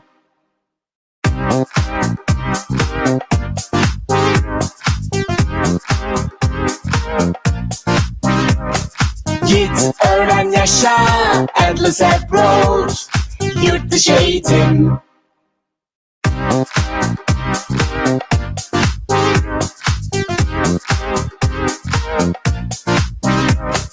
Git, öğren, yaşa, Endless Abroad, yurt dışı eğitim.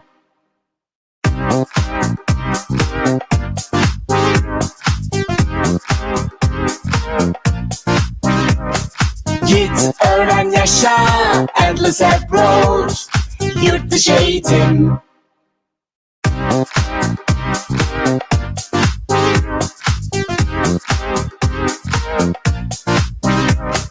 Git, öğren, yaşa, Endless Abroad, yurt dışı eğitim.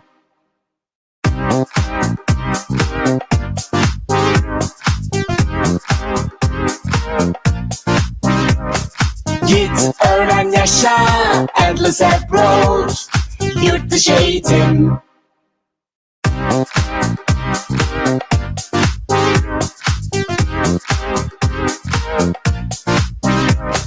Git, öğren, yaşa, Endless Abroad, yurt dışı eğitim.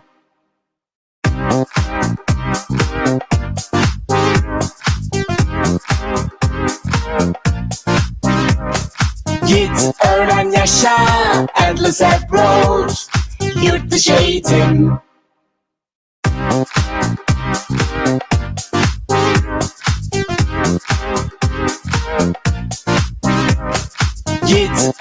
yaşa, endless approach, yurt dışı eğitim.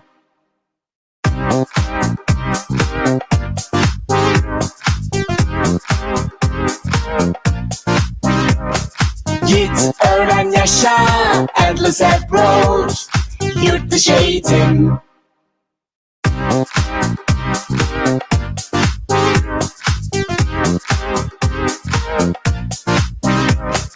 Git, öğren, yaşa, endless approach, yurt dışı eğitim.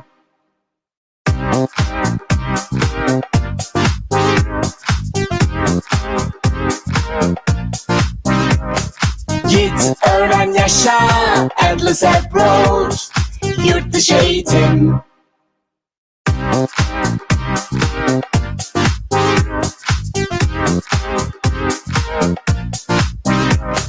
Git, öğren, yaşa, endless approach, yurt dışı eğitim.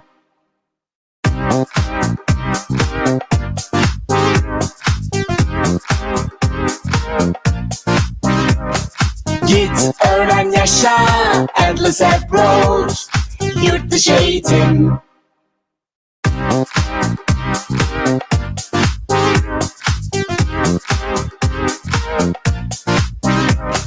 Git, öğren, yaşa, endless approach, yurt dışı eğitim.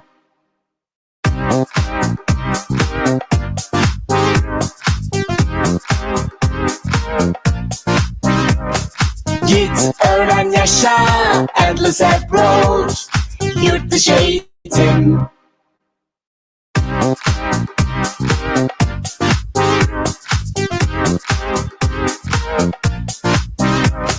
Git, öğren, yaşa, endless approach, yurt dışı eğitim.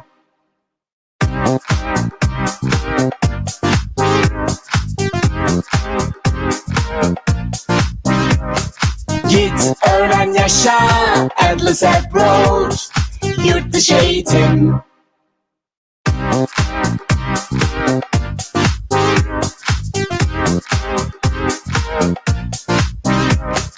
Git, öğren, yaşa, endless approach, yurt dışı eğitim.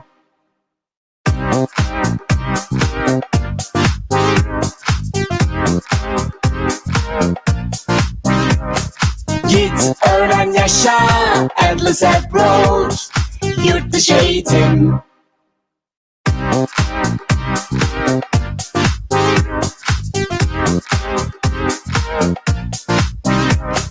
Git, öğren, yaşa, endless approach, yurt dışı eğitim.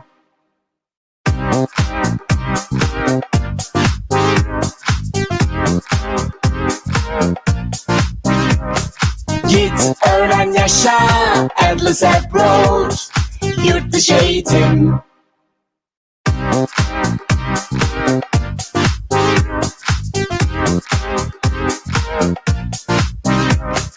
Git, öğren, yaşa, endless approach, yurt dışı eğitim.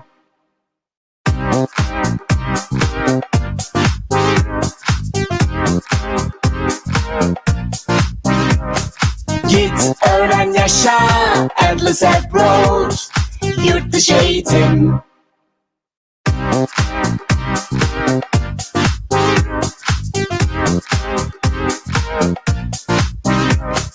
Git, öğren, yaşa, endless approach, yurt dışı eğitim.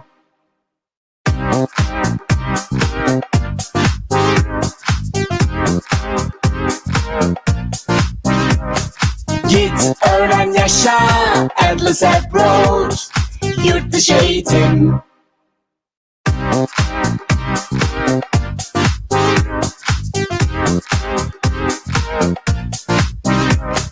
Git, öğren, yaşa, endless approach, yurt dışı eğitim.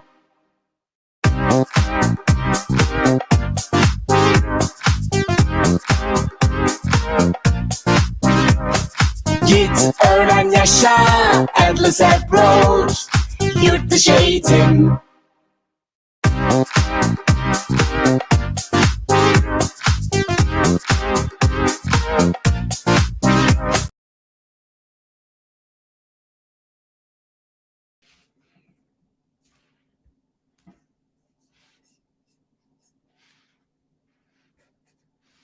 Anna, can you hear me?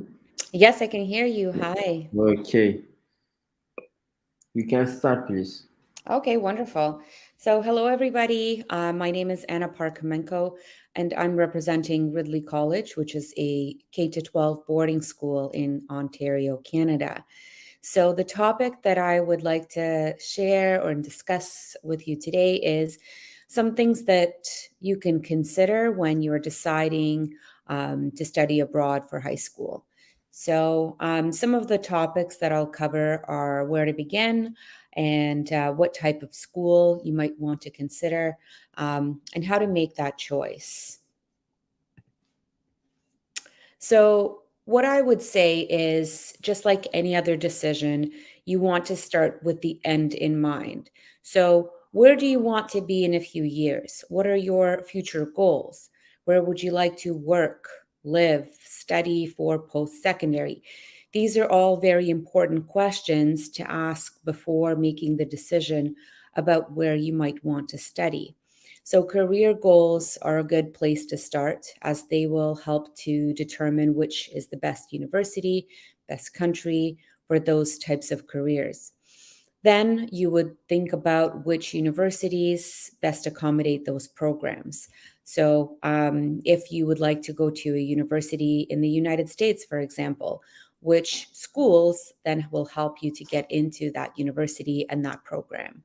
So you are sort of building an entire pathway starting from the top and coming down to the school level.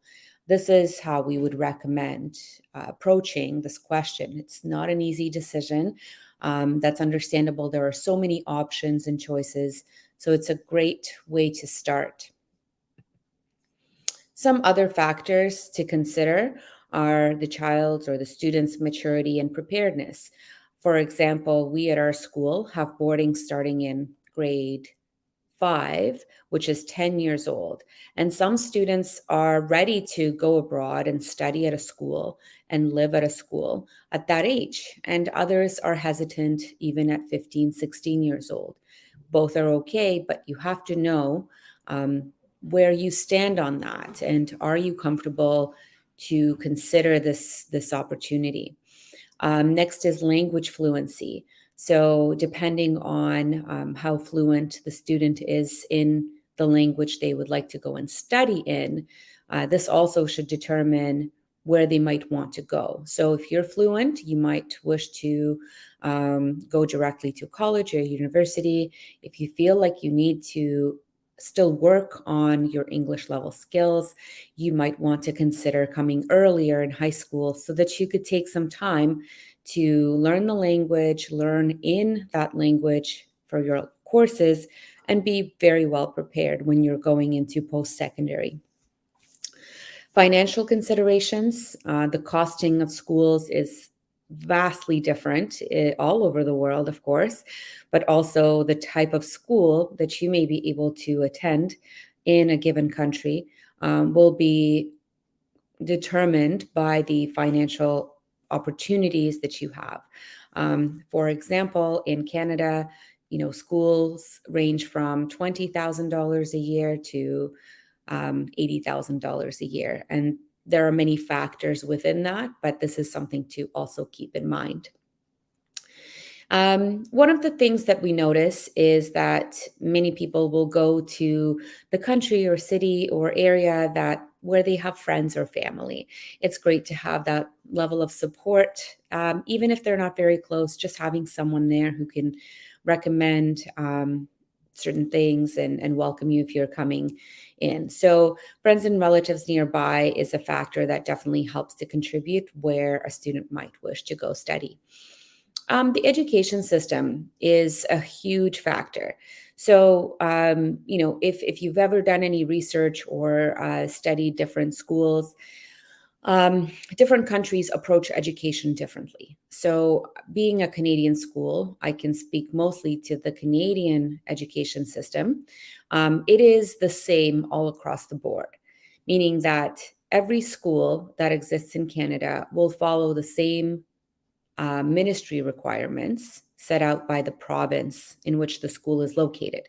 So they're not creating their own program, they're not creating their own system, they're teaching based on the requirements set out by the province. Now, what this means is that education's pretty standardized. One school might demand a little more from the students than the other, but generally speaking, the Canadian education system is world-renowned and is known to be one of the strongest, which is why we welcome so many international students here. This is different in the United States, for example, where schools are able to determine their own curriculum and teach in their own ways. When it comes to the UK, the education system is academically focused and is really a little bit more traditional. In Canada, we like to look at things as problem solving, as idea generating. We like to be a little bit more creative in our problem solving. And so the education system is created in such a way where students are taught to be critical thinkers and to be able to solve creative problems, because this is where we feel the world is now and is heading in the future. Safety is a key factor as well. Many students will come to Canada because of its well-known safety. So that's another thing to consider. Many countries around the world offer much safer living conditions than other countries. So this is, I think, a big factor for anyone who chooses to go abroad for school. And one of the things we value most at our school is community. So this is really talking about how much do people care for one another, help one another within the community. We have found that smaller cities within Canada especially have very tight-knit communities where people know each other, care for each other, help each other out. This is a big factor too when you're coming to a country where potentially you would be alone. And so the community is so important.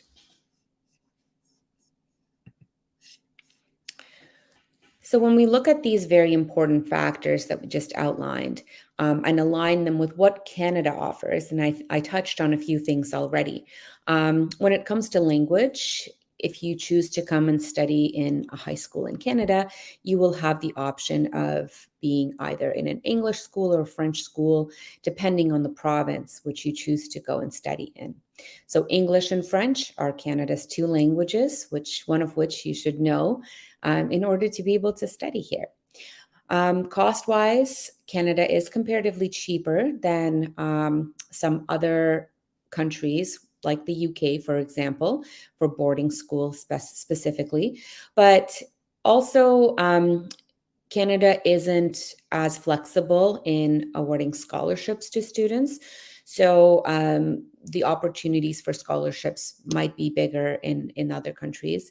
But on an average, in general, the Canadian cost of education is cheaper. The education system, as I mentioned before, is world-renowned. Everybody knows that schools in Canada are really good at preparing students for the future, for post-secondary, and for success in life. In terms of safety, Canada, of course, is also known for safety. Just like everywhere else, there are issues, but again, in general and on average, Canada is known to be very safe. And the community in Canada, aside from being very welcoming, is also highly international. So Canada has immigrants from all over the world and visitors and students, and it's really quite, the mentality is that we want students to come, we want people to come from different countries. They bring in amazing knowledge and skill sets and perspective on things that we very much value here. And so the Canadian government and the Canadian education system are always very interested in having as many international students and citizens and people within the country so we can share together. As a boarding school, I would just like to speak about the choices of high school and how a boarding school fits in with the factors we talked about. So if you can remember, one of the factors was maturity and preparedness. What a boarding school does is it teaches independence, but it also does it through a very caring environment. So envision a child climbing a ladder. The child could climb that ladder on their own, and they might fall and they might hurt themselves. So that's just independence.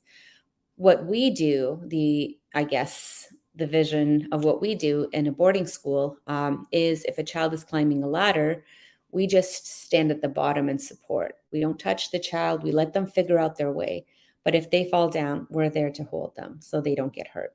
So we're teaching them, we're raising them as a school. We're teaching values, we're showing the right way, but they're also figuring things out on their own. So students have this wonderful opportunity to be cared for, but also develop their independence. In terms of language, boarding schools typically offer also English and French. We at Ridley offer multiple other languages as well. In terms of cost, boarding is going to always be the most expensive option for the reason that I just mentioned. Boarding school is not just school and a place to live. It is somebody, an entire team of people, an entire team of adults who are raising the child. So they're parenting, and parenting, as we know, is a difficult job. And this is something that is a unique offering that boarding offers. So the cost is understandably higher. The student goes to all the activities and has tutors and lives, eats, gets healthcare, studies, all in this one place. And so that comes at a cost. The education system, of course, boarding schools are intended for the best level of academic preparedness. So the level of education is higher and academically focused, and is intended to help students to achieve their best and to get into the best programs they can possibly go to. So boarding schools, again, are built for this purpose. In terms of safety, they have usually a campus on which students live, so they don't have to travel anywhere to get to school and to get back home. Everything is on this one campus, and there's always security driving around or walking around and ensuring that students are always safe and that the student community and campus are under watch. The community of boarding schools is usually quite traditional, so there are rules, but it's also very supportive. There are multiple adults who are always looking out for the students. And so within this idea of boarding, I'd also like to talk about, of course, our school, Ridley College. I know that the name can be quite misleading. It has the name college in it. This is something that's quite traditional for Anglican style, Old English type schools. They're often called colleges when in fact they are schools. So this is just something to note in general. But again, touching on the idea of maturity and preparedness, at Ridley specifically, we teach independence while providing care. Language, our main language of instruction is English, but we also offer 5 languages. So French, Mandarin, German, and Spanish. So those are in addition to English, our 5 languages of instruction. The education system we offer at Ridley College is the IB Continuum and the Ontario Secondary School Diploma. So IB, I'm hoping that some of you are familiar with what this program is the International Baccalaureate. This is a very, again, world-respected program. Students who complete this degree are able to go into very reputable universities all around the world. So it's not limited to Canada. And it just speaks of the standard of their preparedness. These students have the skill sets to do research, to write essays, great study skills, and they've proven themselves to be academically better prepared as well. So this is one of the streams that we offer. Some students do not choose to do the IB because maybe they're going into a university in Canada, which doesn't really require the IB program. And so instead they will do the Ontario Secondary School Diploma, which is what all students in Ontario receive. And they're able to then apply to universities using this diploma. In terms of Safety. Ridley College has a closed campus of 90 acres. You can kind of see in the image behind this text is the bird's eye view of the campus. It's enclosed fully. There's a security team who drives around campus, ensuring that there are no strangers, that the students are always safe. And community is one of the biggest things that we're very proud of at Ridley. Is, we're a very traditional community. We look to support our students because we understand that many of them are boarders. Actually, at Ridley College, we have 350 boarders coming from 60 different countries. So just like Canada and the Canadian community, we're also largely international. We do have 60% of our students are from Canada, and 40% are international. So we have a very large Canadian student body as well to help international students to assimilate to the Canadian culture and to learn from them as well. So this is a really wonderful community. It's a community of care and help, and one where students feel safe and feel loved and cared for, and that they don't want to ever leave. This is a community they have for the rest of their lives. Many of our students return 10, 20, 30, 40 years later to some homecoming events, and they get to meet their classmates and the people they lived with for a few years. And it's really, a bond and a friendship that they develop for the rest of their lives. So to wrap up, I would just like to show a quick drone video of our campus, just to leave you with a visual, and then we can do some questions and answers.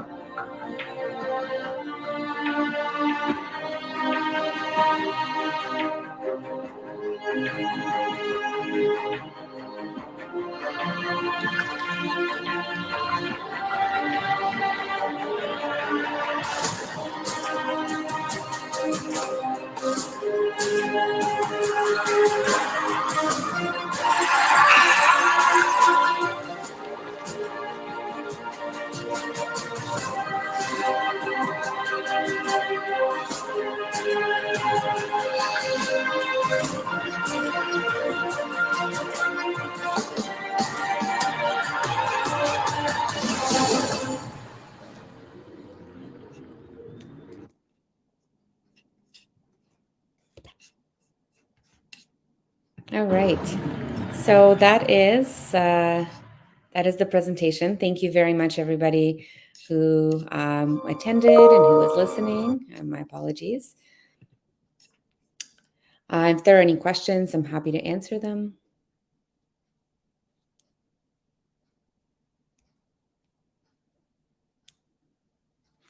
Wonderful. Okay, great. Well, have a great day. Thank you. Bye-bye.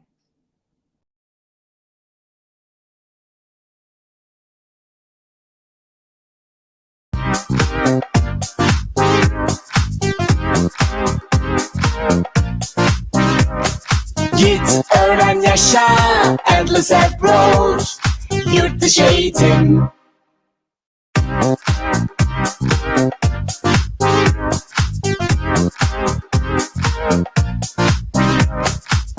Git öğren yaşa Endless approach Yurt dışı eğitim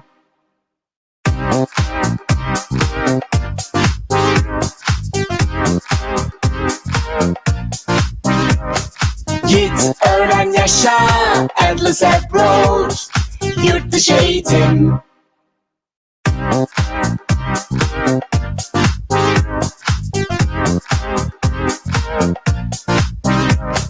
Git öğren yaşa Endless approach Yurt dışı eğitim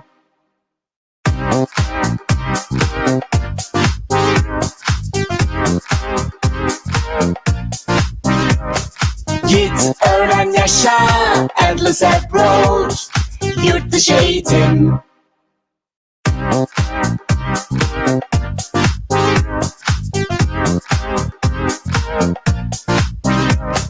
Git öğren yaşa Endless approach Yurt dışı eğitim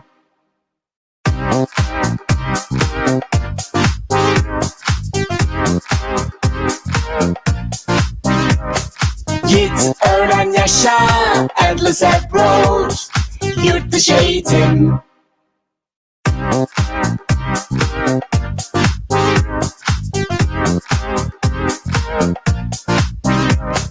Git öğren yaşa Endless approach Yurt dışı eğitim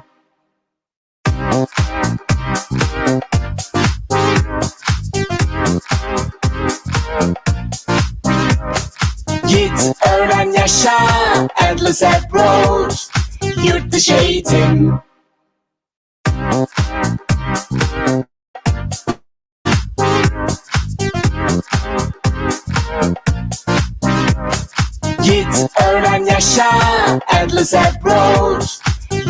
eğitim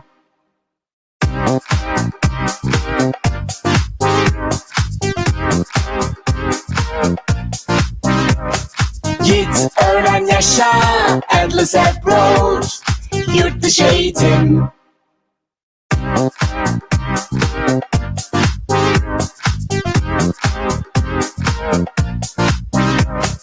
Git öğren yaşa Endless approach Yurt dışı eğitim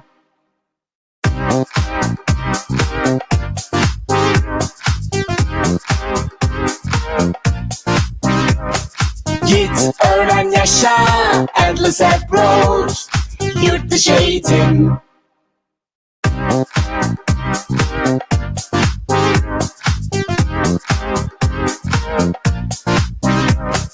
Git öğren yaşa Endless approach Yurt dışı eğitim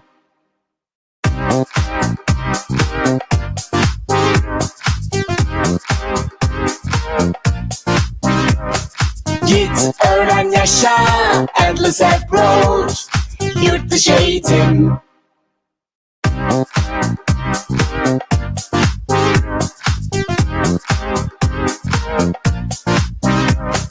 Git öğren yaşa Endless approach Yurt dışı eğitim Git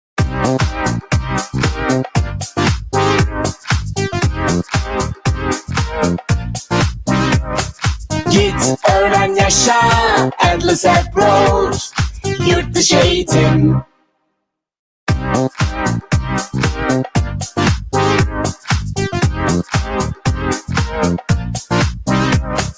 Git öğren yaşa Endless approach Yurt dışı eğitim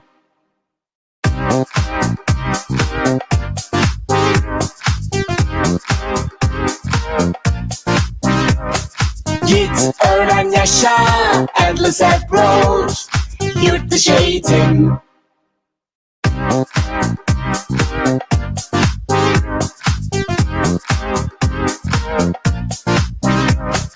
Git öğren yaşa Endless approach Yurt dışı eğitim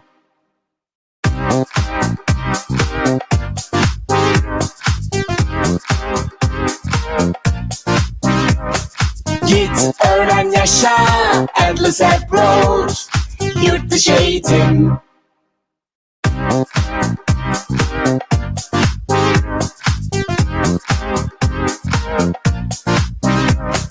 Git Git öğren yaşa Endless Approach Yurt dışı eğitim.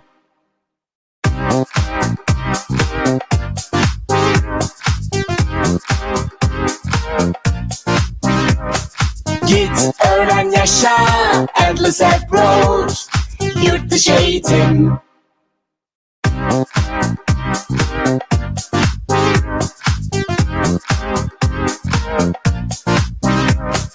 Git öğren yaşa Endless Approach Yurt dışı eğitim.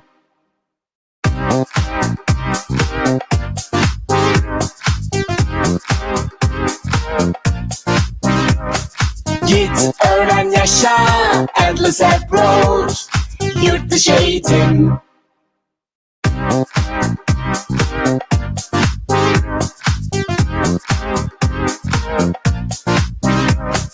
Git öğren yaşa Endless Approach Yurt dışı eğitim.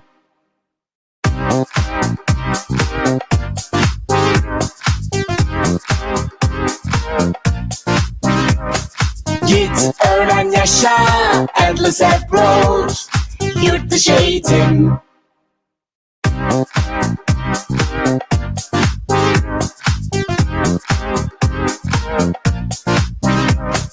Git öğren yaşa Endless Approach Yurt dışı eğitim.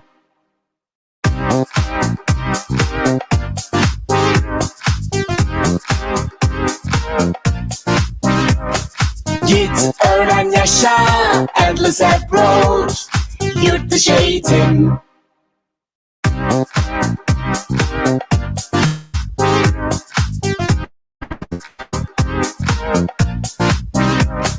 Git öğren yaşa Endless Approach Yurt dışı eğitim.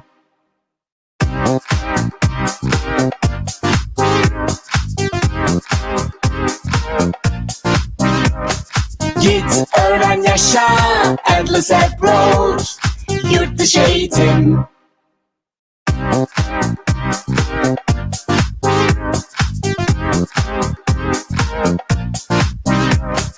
Git öğren yaşa Endless Approach Yurt dışı eğitim.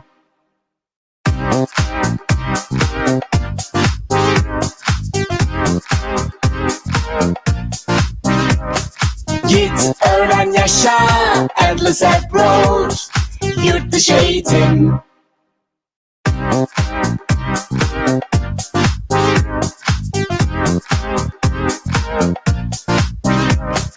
Git öğren yaşa Endless Approach Yurt dışı eğitim.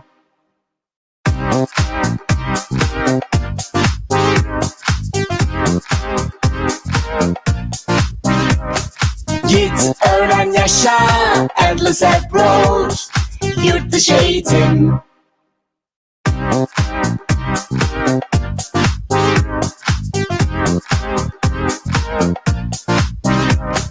Git öğren yaşa Endless Approach Yurt dışı eğitim.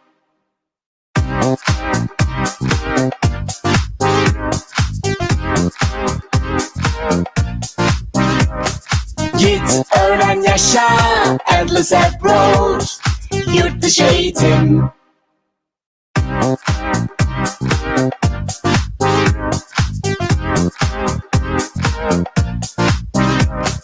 Git öğren yaşa Endless Approach Yurt dışı eğitim.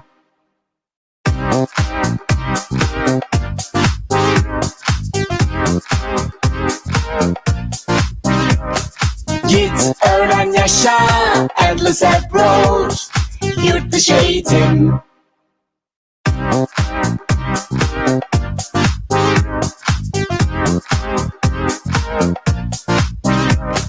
Git öğren yaşa Endless Approach Yurt dışı eğitim.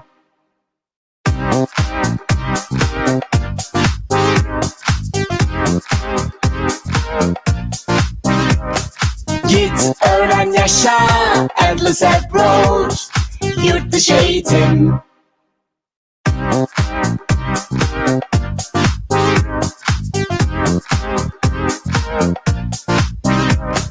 Git öğren, yaşa, Endless Approach, yurt dışı eğitim.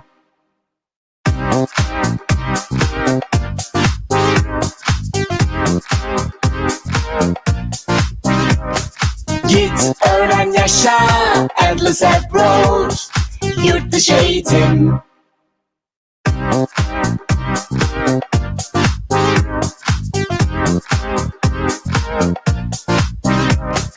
Git, öğren, yaşa, Endless Approach, yurt dışı eğitim.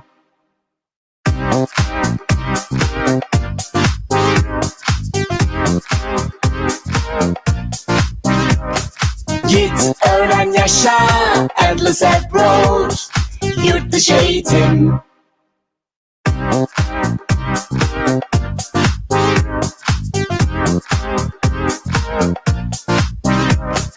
Git, öğren, yaşa, Endless Approach, yurt dışı eğitim.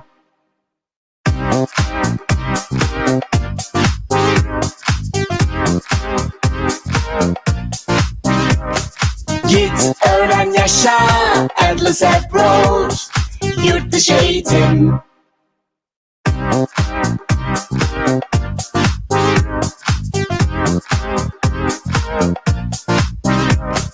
Git, öğren, yaşa, Endless Approach, yurt dışı eğitim.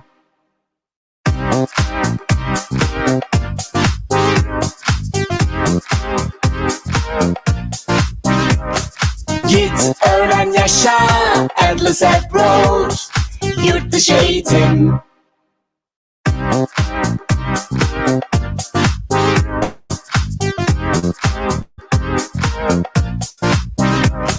Git, öğren, yaşa, Endless Approach, yurt dışı eğitim.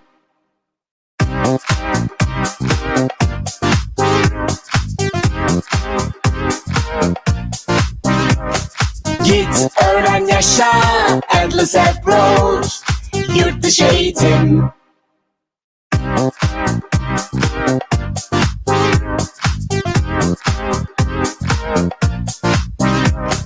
Git, öğren, yaşa, Endless Approach, yurt dışı eğitim.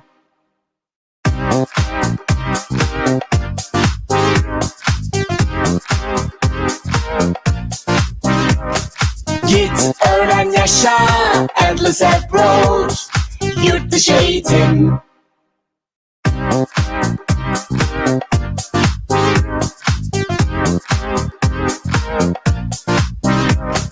Git, öğren, yaşa, Endless Approach, yurt dışı eğitim.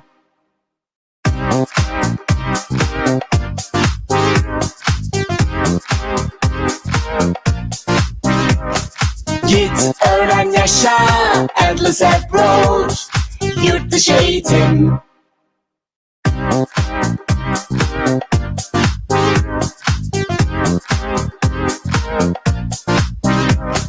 Git, öğren, yaşa, Endless Approach, yurt dışı eğitim.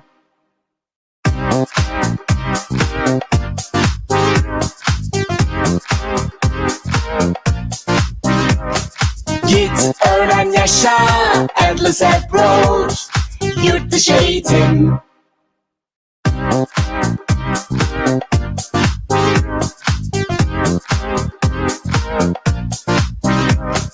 Git, öğren, yaşa, Endless Approach, yurt dışı eğitim.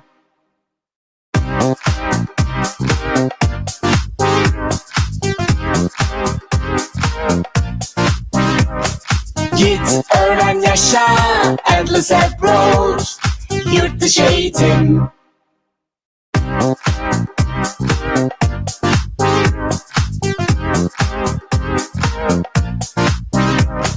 Git, öğren, yaşa, Endless Approach, yurt dışı eğitim.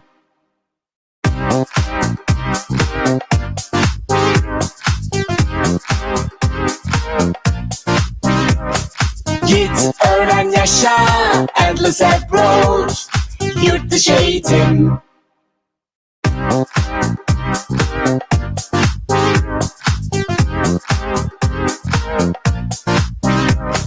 Git, Git öğren yaşa, endless approach, yurt dışı eğitim.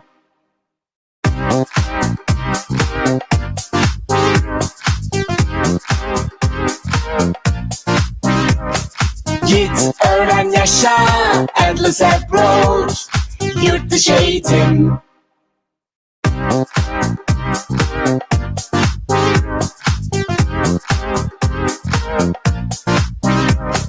Git öğren yaşa, endless approach, yurt dışı eğitim.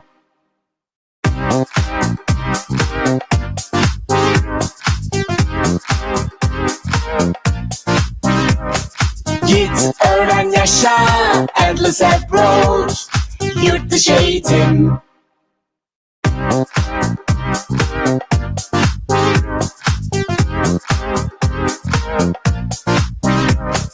Git öğren yaşa, endless approach, yurt dışı eğitim.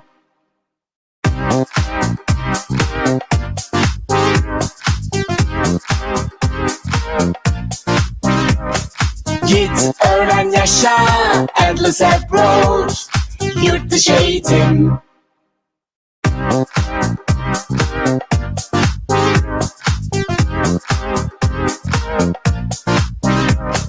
Git öğren yaşa, endless approach, yurt dışı eğitim.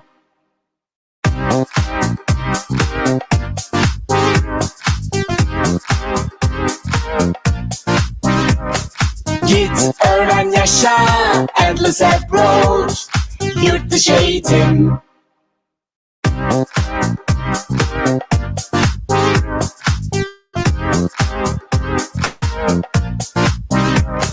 Git öğren yaşa, endless approach, yurt dışı eğitim.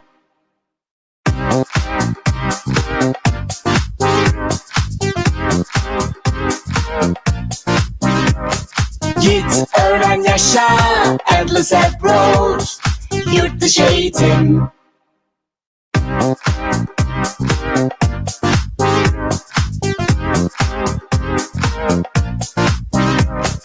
Git öğren yaşa, endless approach, yurt dışı eğitim.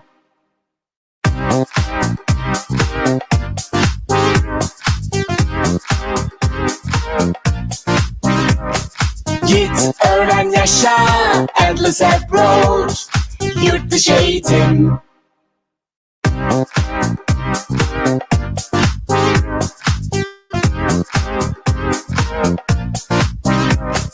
Git öğren yaşa, endless approach, yurt dışı eğitim.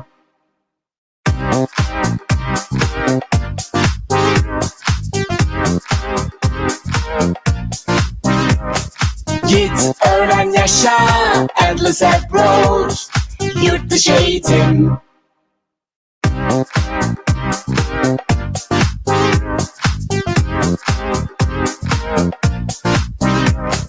Git öğren yaşa, endless approach, yurt dışı eğitim.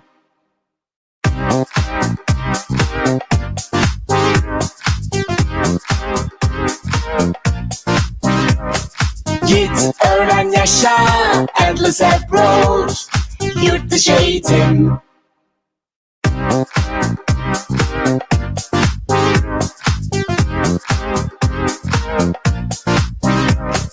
Git öğren yaşa, endless approach, yurt dışı eğitim.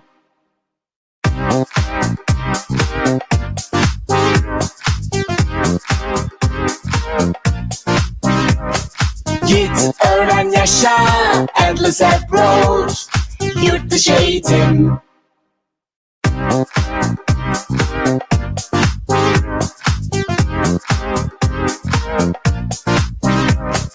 Git öğren yaşa, endless approach, yurt dışı eğitim.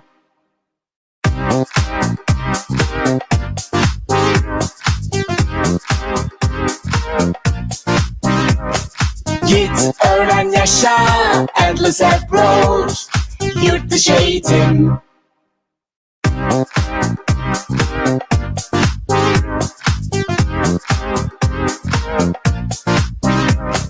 Git Git öğren yaşa Endless approach Yurt dışı eğitim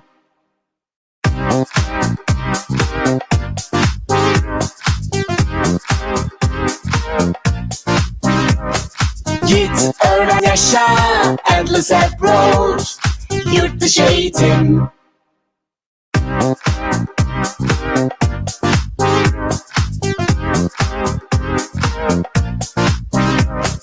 Git öğren yaşa Endless approach Yurt dışı eğitim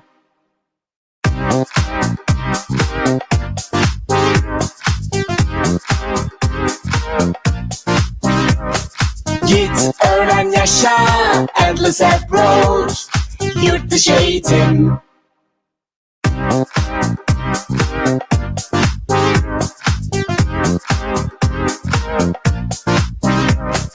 Git öğren yaşa Endless approach Yurt dışı eğitim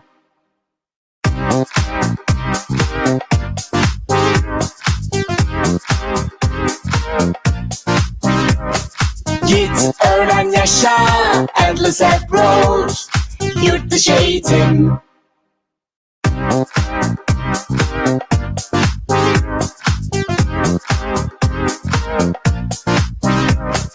Git öğren yaşa Endless approach Yurt dışı eğitim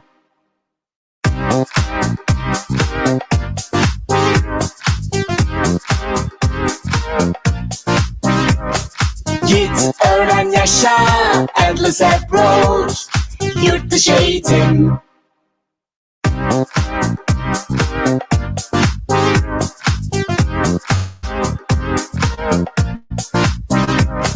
Git öğren yaşa Endless approach Yurt dışı eğitim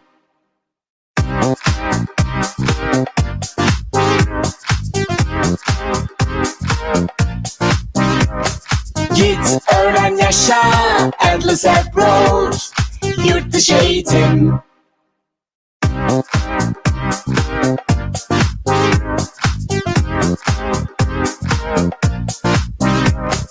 Git öğren yaşa Endless approach Yurt dışı eğitim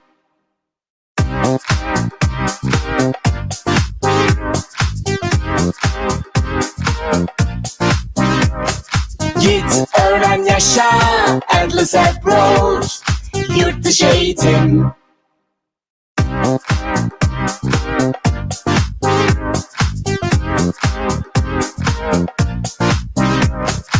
Git öğren yaşa Endless approach Yurt dışı eğitim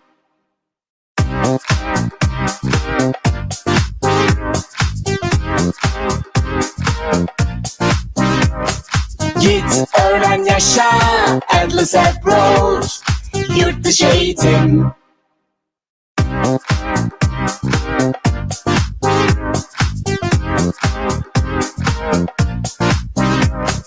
Git öğren yaşa Endless approach Yurt dışı eğitim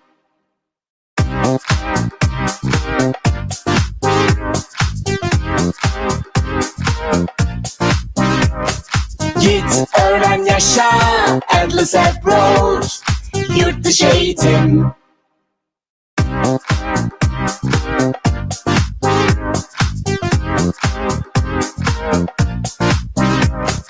Git öğren yaşa Endless approach Yurt dışı eğitim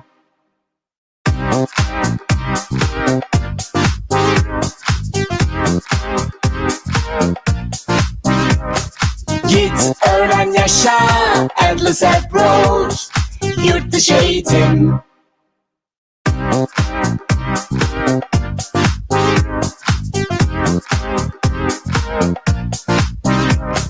Git öğren yaşa Endless approach Yurt dışı eğitim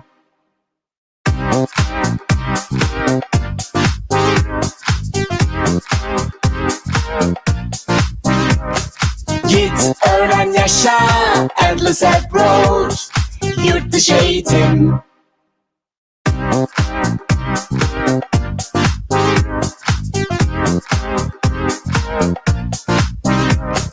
Git Git öğren yaşa Endless Approach Yurt dışı eğitim.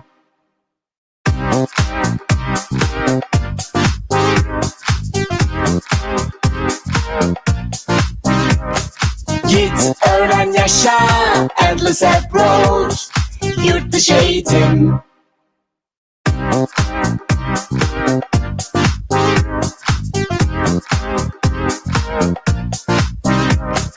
Git öğren yaşa Endless Approach Yurt dışı eğitim.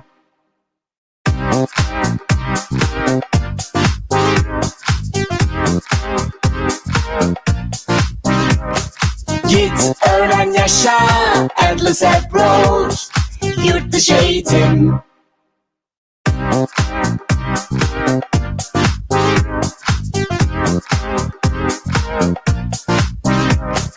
Git öğren yaşa Endless Approach Yurt dışı eğitim.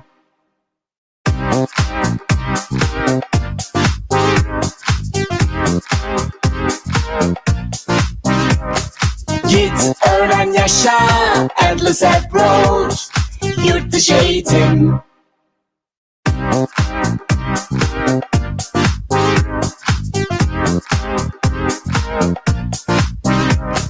Git öğren yaşa Endless Approach Yurt dışı eğitim.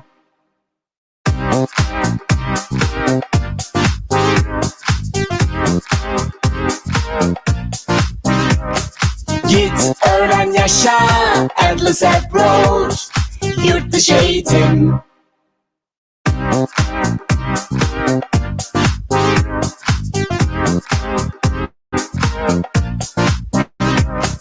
Git öğren yaşa Endless Approach Yurt dışı eğitim.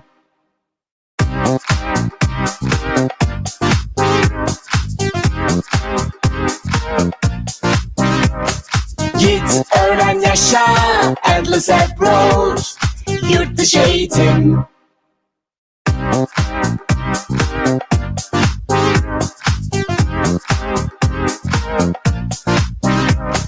Git öğren yaşa Endless Approach Yurt dışı eğitim.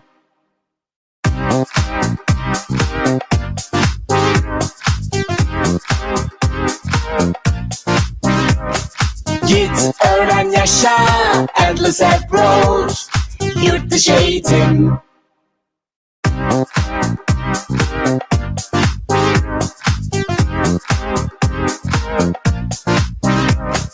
Git öğren yaşa Endless Approach Yurt dışı eğitim.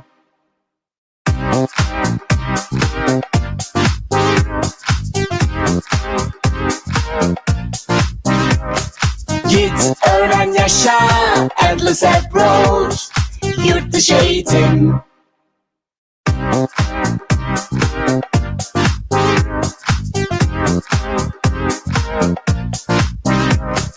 Git öğren yaşa Endless Approach Yurt dışı eğitim.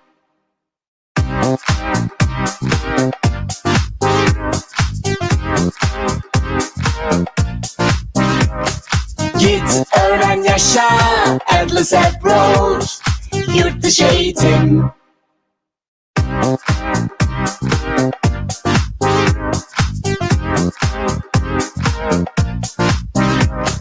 Git öğren yaşa Endless Approach Yurt dışı eğitim.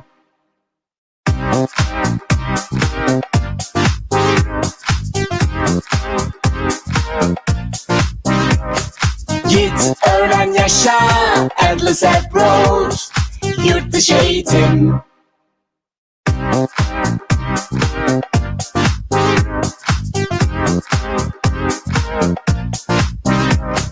Git öğren yaşa Endless Approach Yurt dışı eğitim.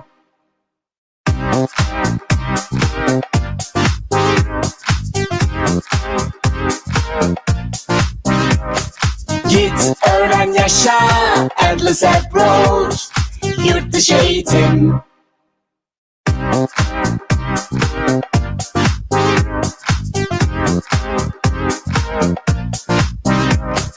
Git öğren, yaşa, Endless Approach, yurt dışı eğitim.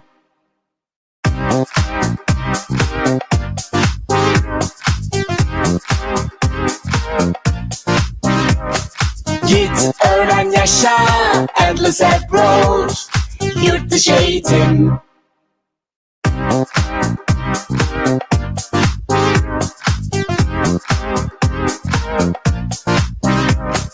Git, öğren, yaşa, Endless Approach, yurt dışı eğitim.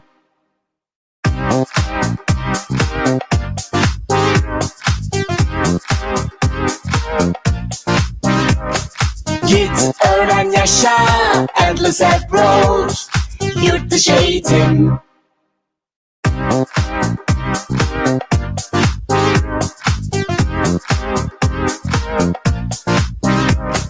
Git, öğren, yaşa, Endless Approach, yurt dışı eğitim.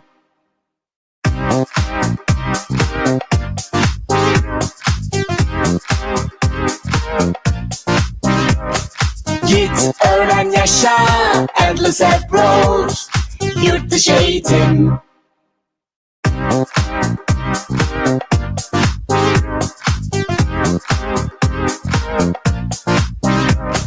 Git, öğren, yaşa, Endless Approach, yurt dışı eğitim.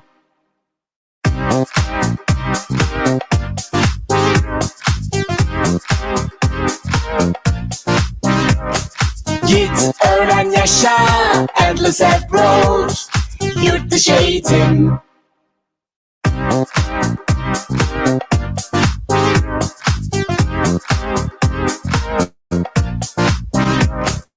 Git, öğren, yaşa, Endless Approach, yurt dışı eğitim.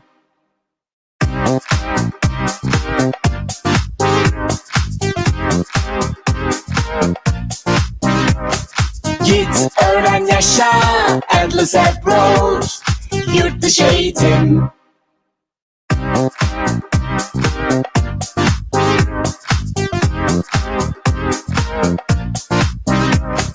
Git, öğren, yaşa, Endless Approach, yurt dışı eğitim.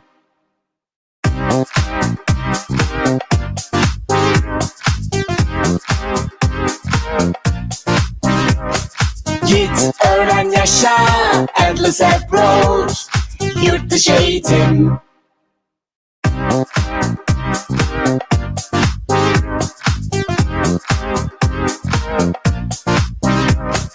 Git, öğren, yaşa, Endless Approach, yurt dışı eğitim.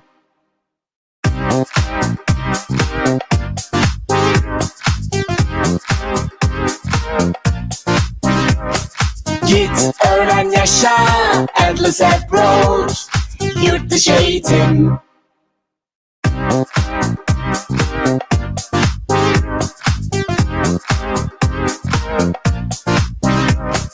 Git, öğren, yaşa, Endless Approach, yurt dışı eğitim.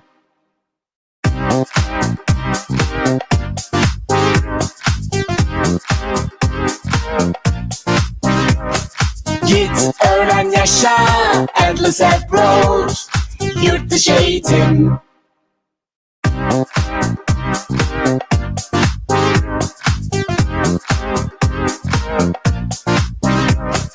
Git, öğren, yaşa, Endless Approach, yurt dışı eğitim.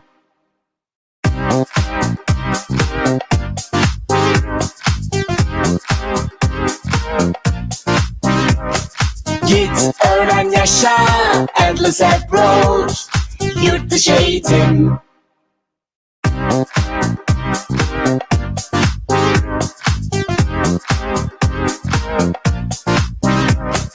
Git, öğren, yaşa, Endless Approach, yurt dışı eğitim.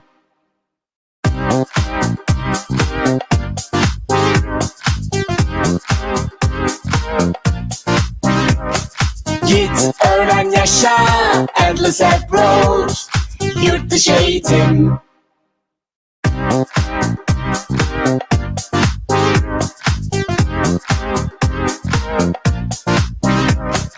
Git öğren yaşa Endless Approach Yurt dışı eğitim.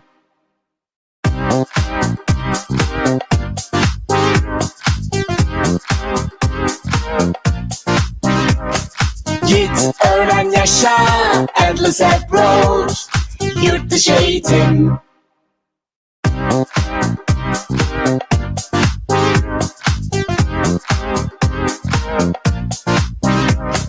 Git öğren yaşa Endless Approach Yurt dışı eğitim.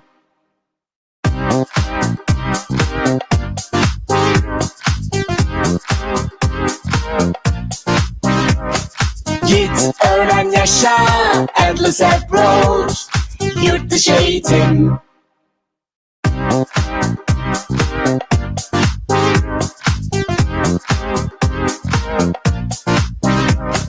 Git öğren yaşa Endless Approach Yurt dışı eğitim.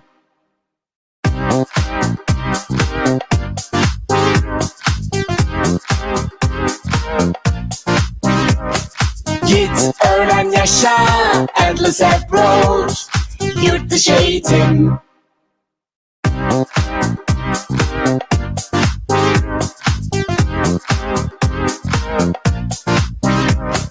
Git öğren yaşa Endless Approach Yurt dışı eğitim.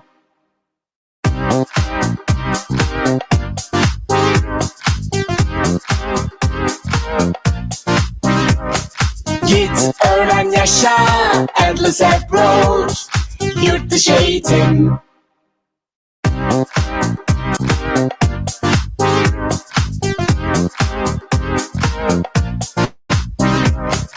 Git öğren yaşa Endless Approach Yurt dışı eğitim.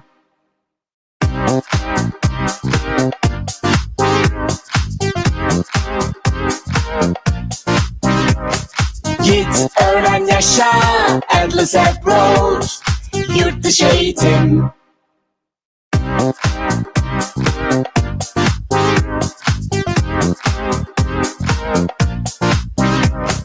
Git öğren yaşa Endless Approach Yurt dışı eğitim.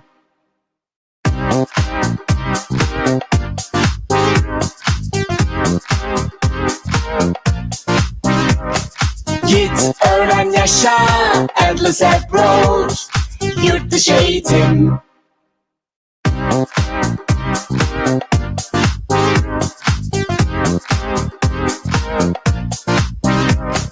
Git öğren yaşa Endless Approach Yurt dışı eğitim.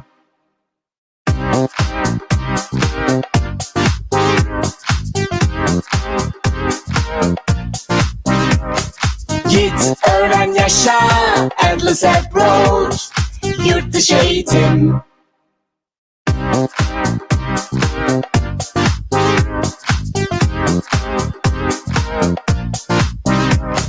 Git öğren yaşa Endless Approach Yurt dışı eğitim.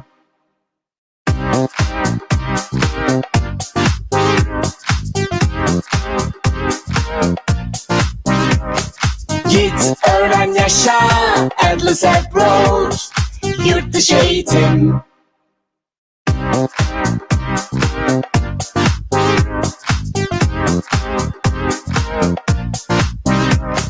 Git öğren yaşa Endless Approach Yurt dışı eğitim.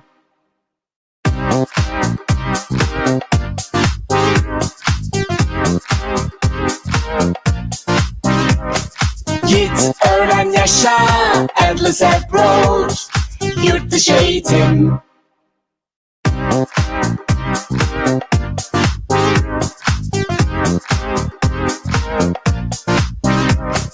Git öğren yaşa Endless Approach Yurt dışı eğitim.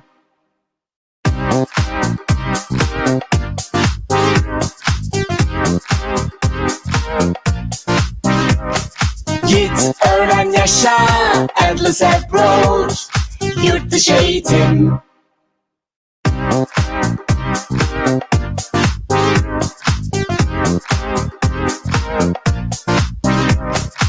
git öğren yaşa Endless approach Yurt dışı eğitim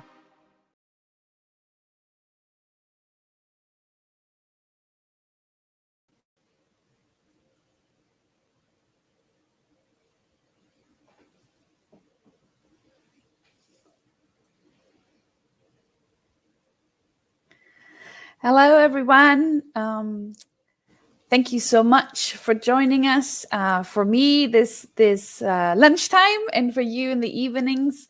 Thank you for attending the VF High School event today and getting to know schools from all around the world that you might be choosing for your next year abroad. My name is Johanna, and I'm the representative of Merrick Preparatory School, a small boarding school just outside of Ottawa. So that you have a little bit of a feel who you're talking with or listening to. I'm originally from Germany. I've spent my first year abroad when I was 15, and that opened me a lot of doors and got me to where I am today, living in Canada for over 10 years as a PR resident. I'm really proud of this journey because one of the companies brought me abroad and helped me to start this journey in the international world. And Endless Abroad is one of these companies that help young people to go abroad in VF as well, to show you what's out there. So today I would love to tell you more about Merrick Preparatory School and how you can become part of a small boarding school. I probably speak for a lot of boarding schools that have attended this event today, that we're always very delighted to have students from all around the world join our prestigious schools and get a really good education for the next step in education. Merrick Preparatory School is a small boarding school that offers grade 9 to 12, as well as a university qualifying year for those of you who have finished high school already. And we have a program for students who want to learn English before they start our academic program. Students can start in September or in February with us. And can stay for a semester, a year, or hopefully longer, and graduate with the Ontario Secondary School Diploma. Well, as I said before, we're located in Canada. If you look on the map, the little red dot, that's us. We're basically outside of Ottawa, about 35 minutes from downtown Ottawa. And we really nurture that location because we can go to Ottawa in a heartbeat and take advantage of everything Ottawa has to offer. We also have access to Montreal, which is about 2 hours from us, and Toronto, which is 3.5 hours from us. But during the week, when you don't have much time because you want to study and hang out with your friends after school, you're in a safe, small town called Merrickville. Merrickville is a small town that has been nominated several times in a row as the most beautiful town in Canada. And people come to this town to spend their weekends and their holidays and to be in a truly Canadian environment. Why am I saying this? Because you walk downtown the main street and have little restaurants and galleries, privately owned coffee shops. And it's just a very warm and welcoming environment. We're right off the main street on our campus, and we're welcomed by the community, which is amazing. Our kids love it. They come from all around the world, and the parents that bring our students on campus or pick them up fall in love with this town. We have capacity for 60 students that come from all around the world and live in our boarding facilities. We're also located right at the Rideau Canal, which is an UNESCO World Heritage Site. It's just a beautiful nature. If you want to learn more about the town, please reach out to me or the Endless Abroad team, and they will tell you more about the location. One of the things I think is essential for studying abroad and feeling comfortable to learn and to open up for everything new that comes your way is starting to feel home. I do believe that our school does this really well. We take care of every single of our students. Everyone is priority. And so when they arrive, they become part of the Merrick Prep family. But not only that, they become part of the community of Merrickville, because the locals as well are just delighted to have every single student there and know them usually by name by the time they leave. So our kids have a chance to really embrace Merrickville and Canada itself. One of the things I always discuss with families as well as partners around the world is that every boarding school that you will talk to will say, we have a huge diversity. And that is true. We do too. The huge difference is that a lot of boarding schools have 1 or 2 or 3 dominant markets. At Merrick, and that sets us apart, we don't have a dominant market. We have a few students from each market, and usually between 17 to 20 different nationalities on campus. As you can see here on this slide, we have welcomed over 35 different nationalities on our campus since 2012. And this year, again, after a little while, one of our Turkish students in grade 9. We're really happy to have him, and we're celebrating his culture and his things he brings from home with him and with every of our students. So when you walk on our campus, you're not alone, because everyone that's there is in the same boat as you. They want to make friends, they want to feel home, they want to learn. And so everybody becomes part of a truly international Canadian family. This year, we have 18 different countries represented at the school with a very small cohort due to COVID. Our numbers are a little smaller this year. We're expecting an influx for 2022 as families are already starting to reach out and applying for 2022. And we hope that you will consider Merit Prep as your next destination for education as well. Part of boarding schools is the academic part. This is our strength, academics for our students, preparing them for university. We are offering the Ontario Secondary School Diploma, the world-ranked #1 high school diploma in order to get into university. Why am I saying this? Because you can graduate with the Ontario Secondary School Diploma and can apply to any university in the world, UK, Australia, Germany, US, wherever your heart wants to go, or you stay in Canada. The majority of our students stays in Canada because they fall in love with the country as I did 10 years ago. Every province has their own Ministry of Education in Canada. And so our Ministry of Education in Ontario demands that we offer 110 hours per course so that the student can earn the credit and the validation for each course. We at Merrick offer 140 to 145 hours per course, so 30 to 35 more hours where we have time to nurture your son or daughter to learn everything they need to learn and be prepared for university and to finish on high standards academically. Our average class size are 10 students per class. Our teachers are highly educated. They have the Ontario certification, Ontario teaching certifications. All of our teachers are ESL certified. So when you're sitting in a classroom and you don't know vocabulary or you need a little bit extra help in English, our teachers are there to support you. The other thing that makes a huge difference for our students is that most of our teachers are guidance counselors. So that means when you enter grade 12, you have weekly meetings with your guidance counselor that will help you with the university application, that will help you find out which program to apply for, as well as scholarship applications. That really sets us apart. And that really helps our graduates to get into their first choice university. We have capacity, as I mentioned before, for 60 boarding students, 20 domestic local Canadian students, and since 2020, also 30 synchronized learners. Please be aware that our synchronized learning platform is live at the same time as it is taught at school, because you're actually streamed into each of the classrooms you're taking. You're directly connected to our teachers and your peers. So it's a learning environment that if you are a little bit delayed to join us on campus, or you decide to come a semester or a year later and start from home, that is an option. Please connect with me if that's of interest as well.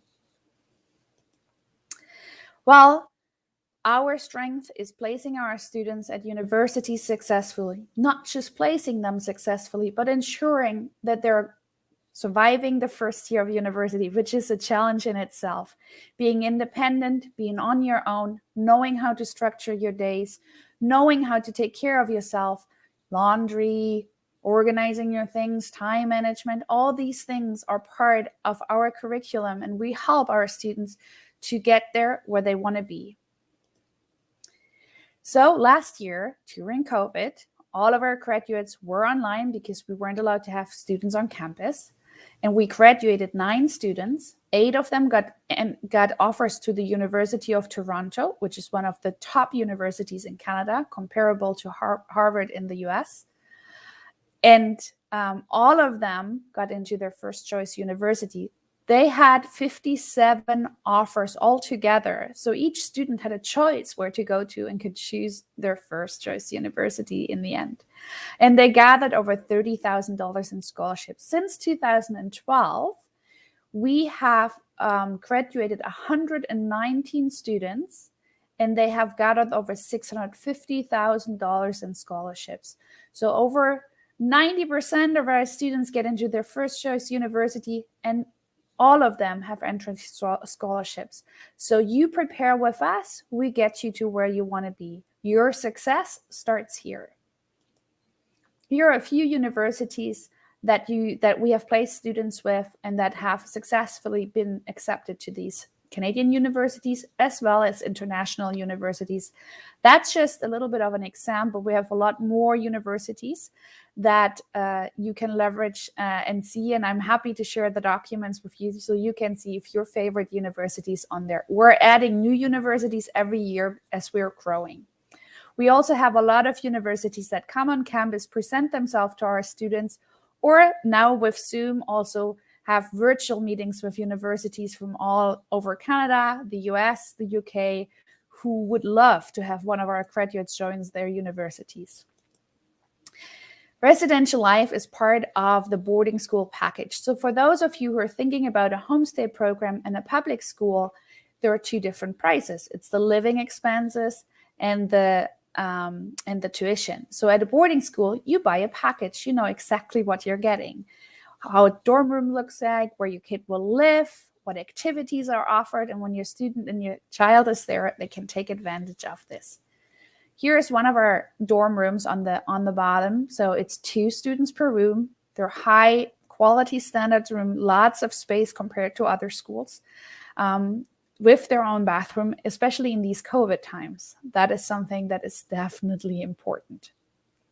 With lots of social spaces where our students can hang out and spend time together. We have a workout area downstairs. We have an area where they can watch their movies on the weekends.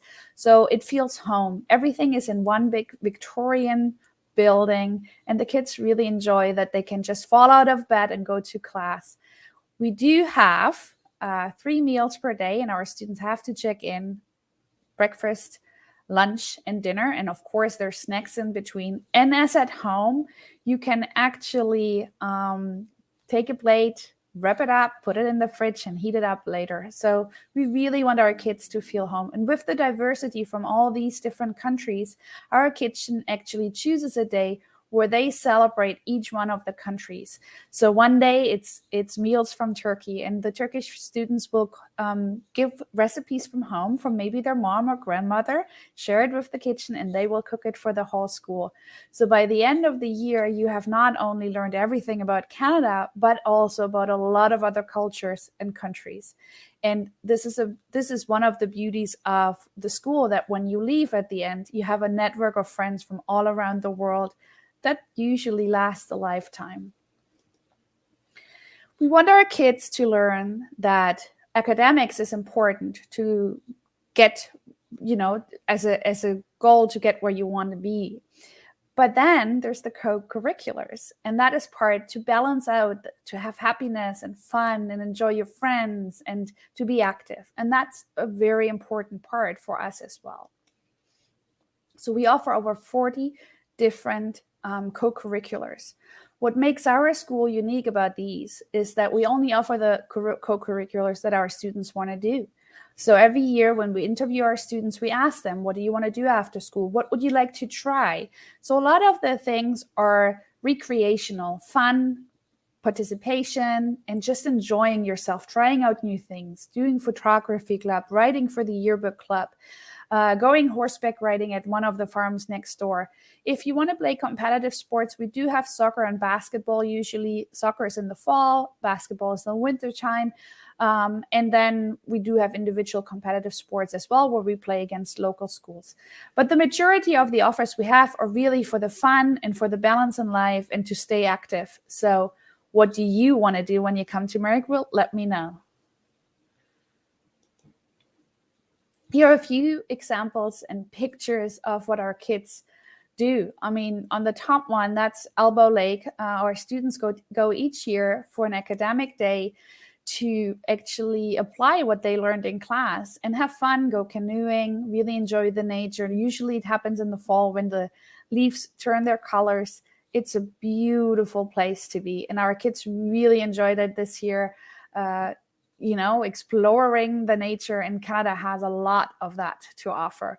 On the weekends, we have trips and activities. Some of them are mandatory. Once a month, everybody participates in the event. And the rest of the weekends, you can choose, sign up for it. And if you don't want to sign up for it, you can hang out with your friends on campus, go for a hike, go for a walk, enjoy Merrickville. And, sometimes you do have to study on the weekends as well, especially if you're in your final grade 12. Yes, we do have winter. We're in the province of Ontario. Winter is usually with snow from January to March, beginning of April.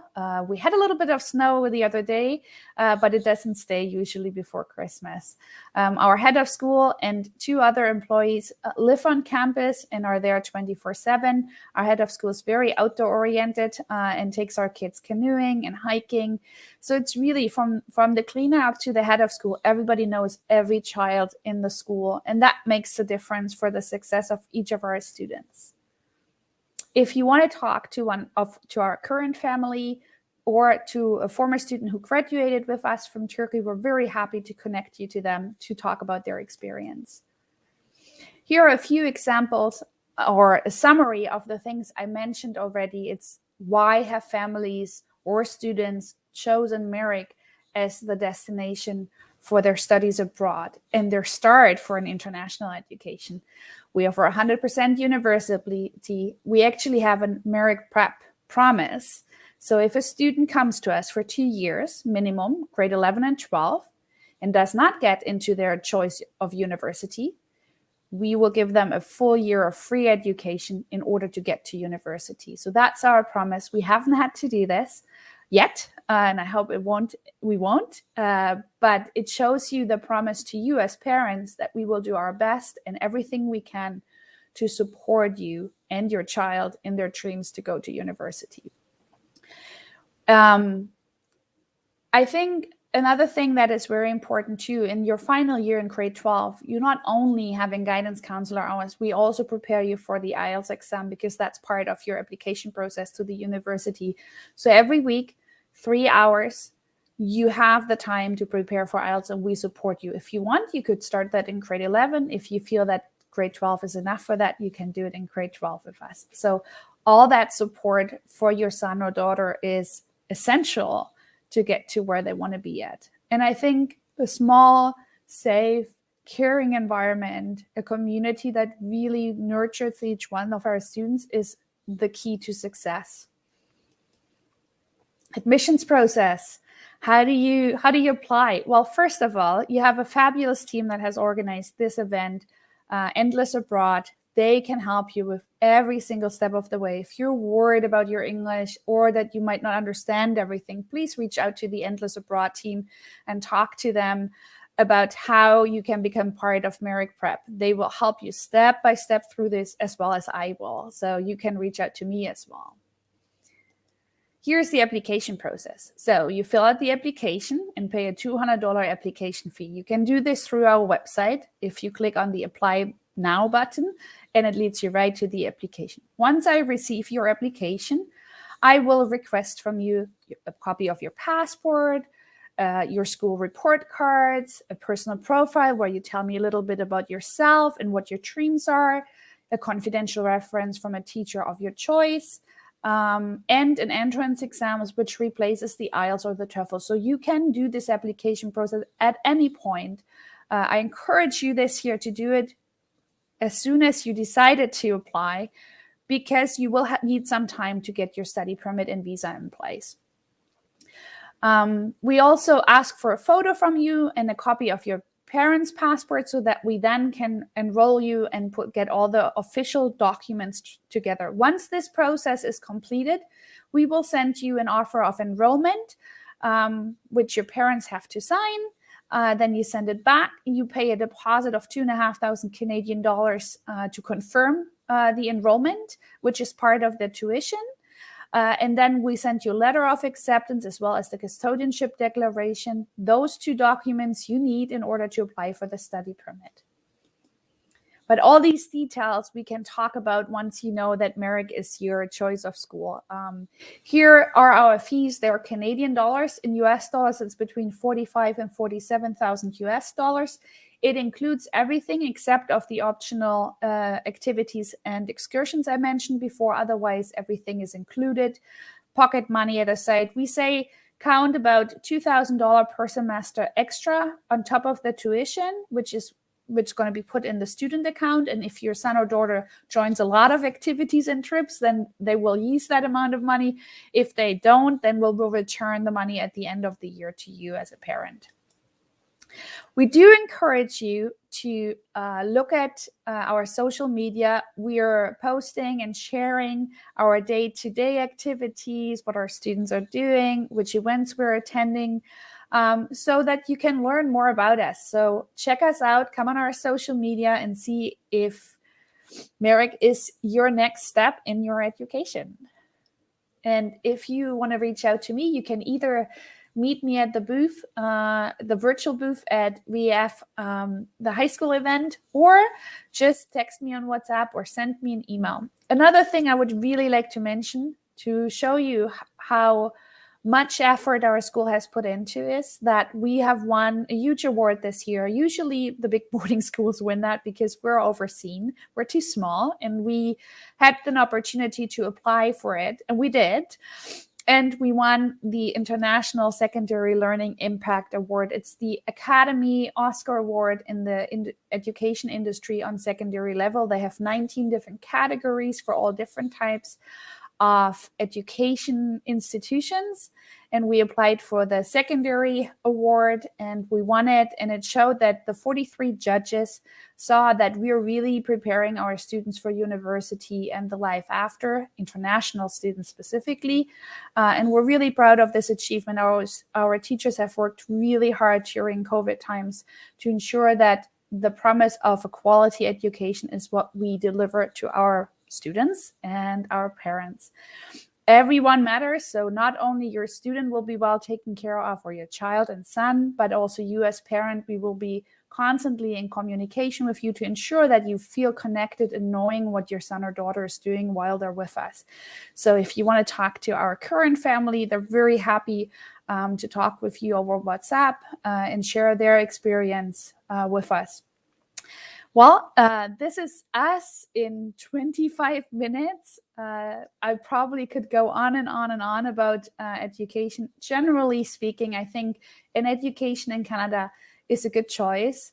It's something that will open doors for your son and daughter, or for you if it's a student listening.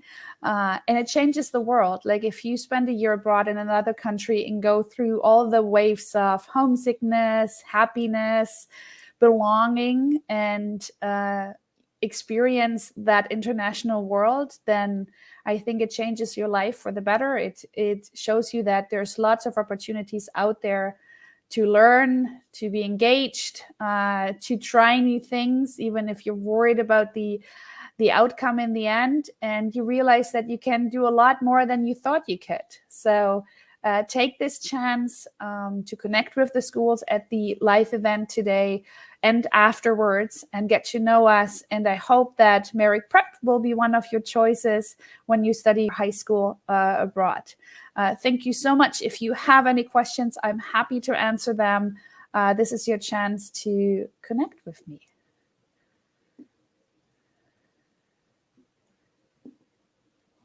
Let's see if we have any questions.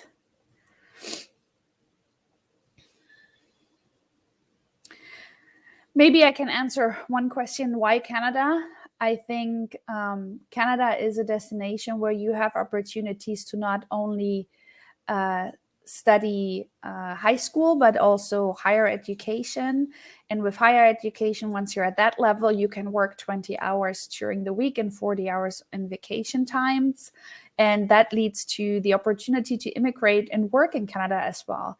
We have opened our doors again after quite some time not being able to welcome students in Canada. Canada is open to welcome international students, nurture them, and we're really happy to be part of this.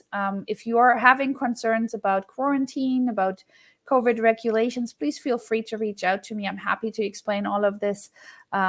In our small community, if you have to quarantine, it will be on campus with us in our hands. We treat you as our own, and we want to make sure that your kids feel home and well taken care of, and that you are relaxed when you're at home, knowing that your son or daughter is across the ocean on another continent. So I appreciate your time today, checking in with us, learning more about us, and I hope that the one or the other will reach out to me over the next little while and talk to me in person. I'm very happy to connect, and thank you at this point to the Endless Abroad team, to the WEF team that organized the event. It's been a great pleasure, and we're really happy to be part of the Endless Abroad team and have them as a partner in Turkey to support our families there. So reach out to them or to us. We're happy to talk with you, and you have a wonderful rest of Saturday. Enjoy your day, and thank you for your time. Bye-bye.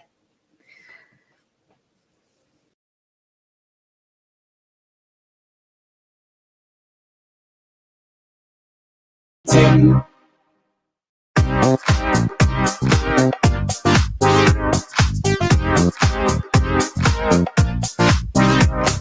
Git, öğren, yaşa, endless approach, yurt dışı eğitim.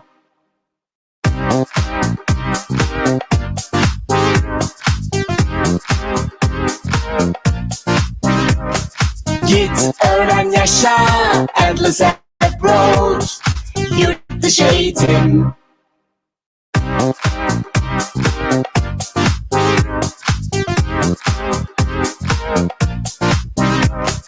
Git, öğren, yaşa, endless approach, yurt dışı eğitim.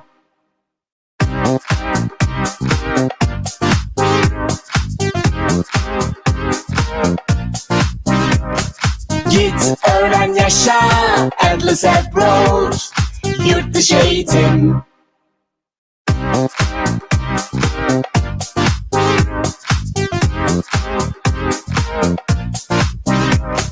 Git, öğren, yaşa, endless approach, yurt dışı eğitim.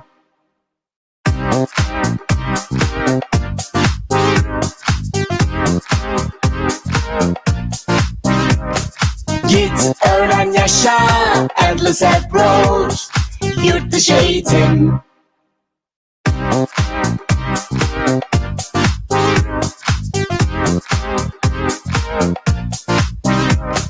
Git, öğren, yaşa, endless approach, yurt dışı eğitim.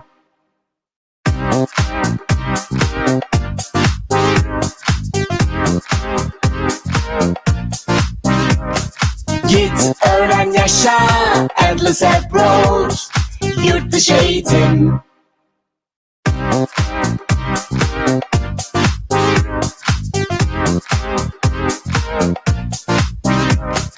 Git, öğren, yaşa, endless approach, yurt dışı eğitim.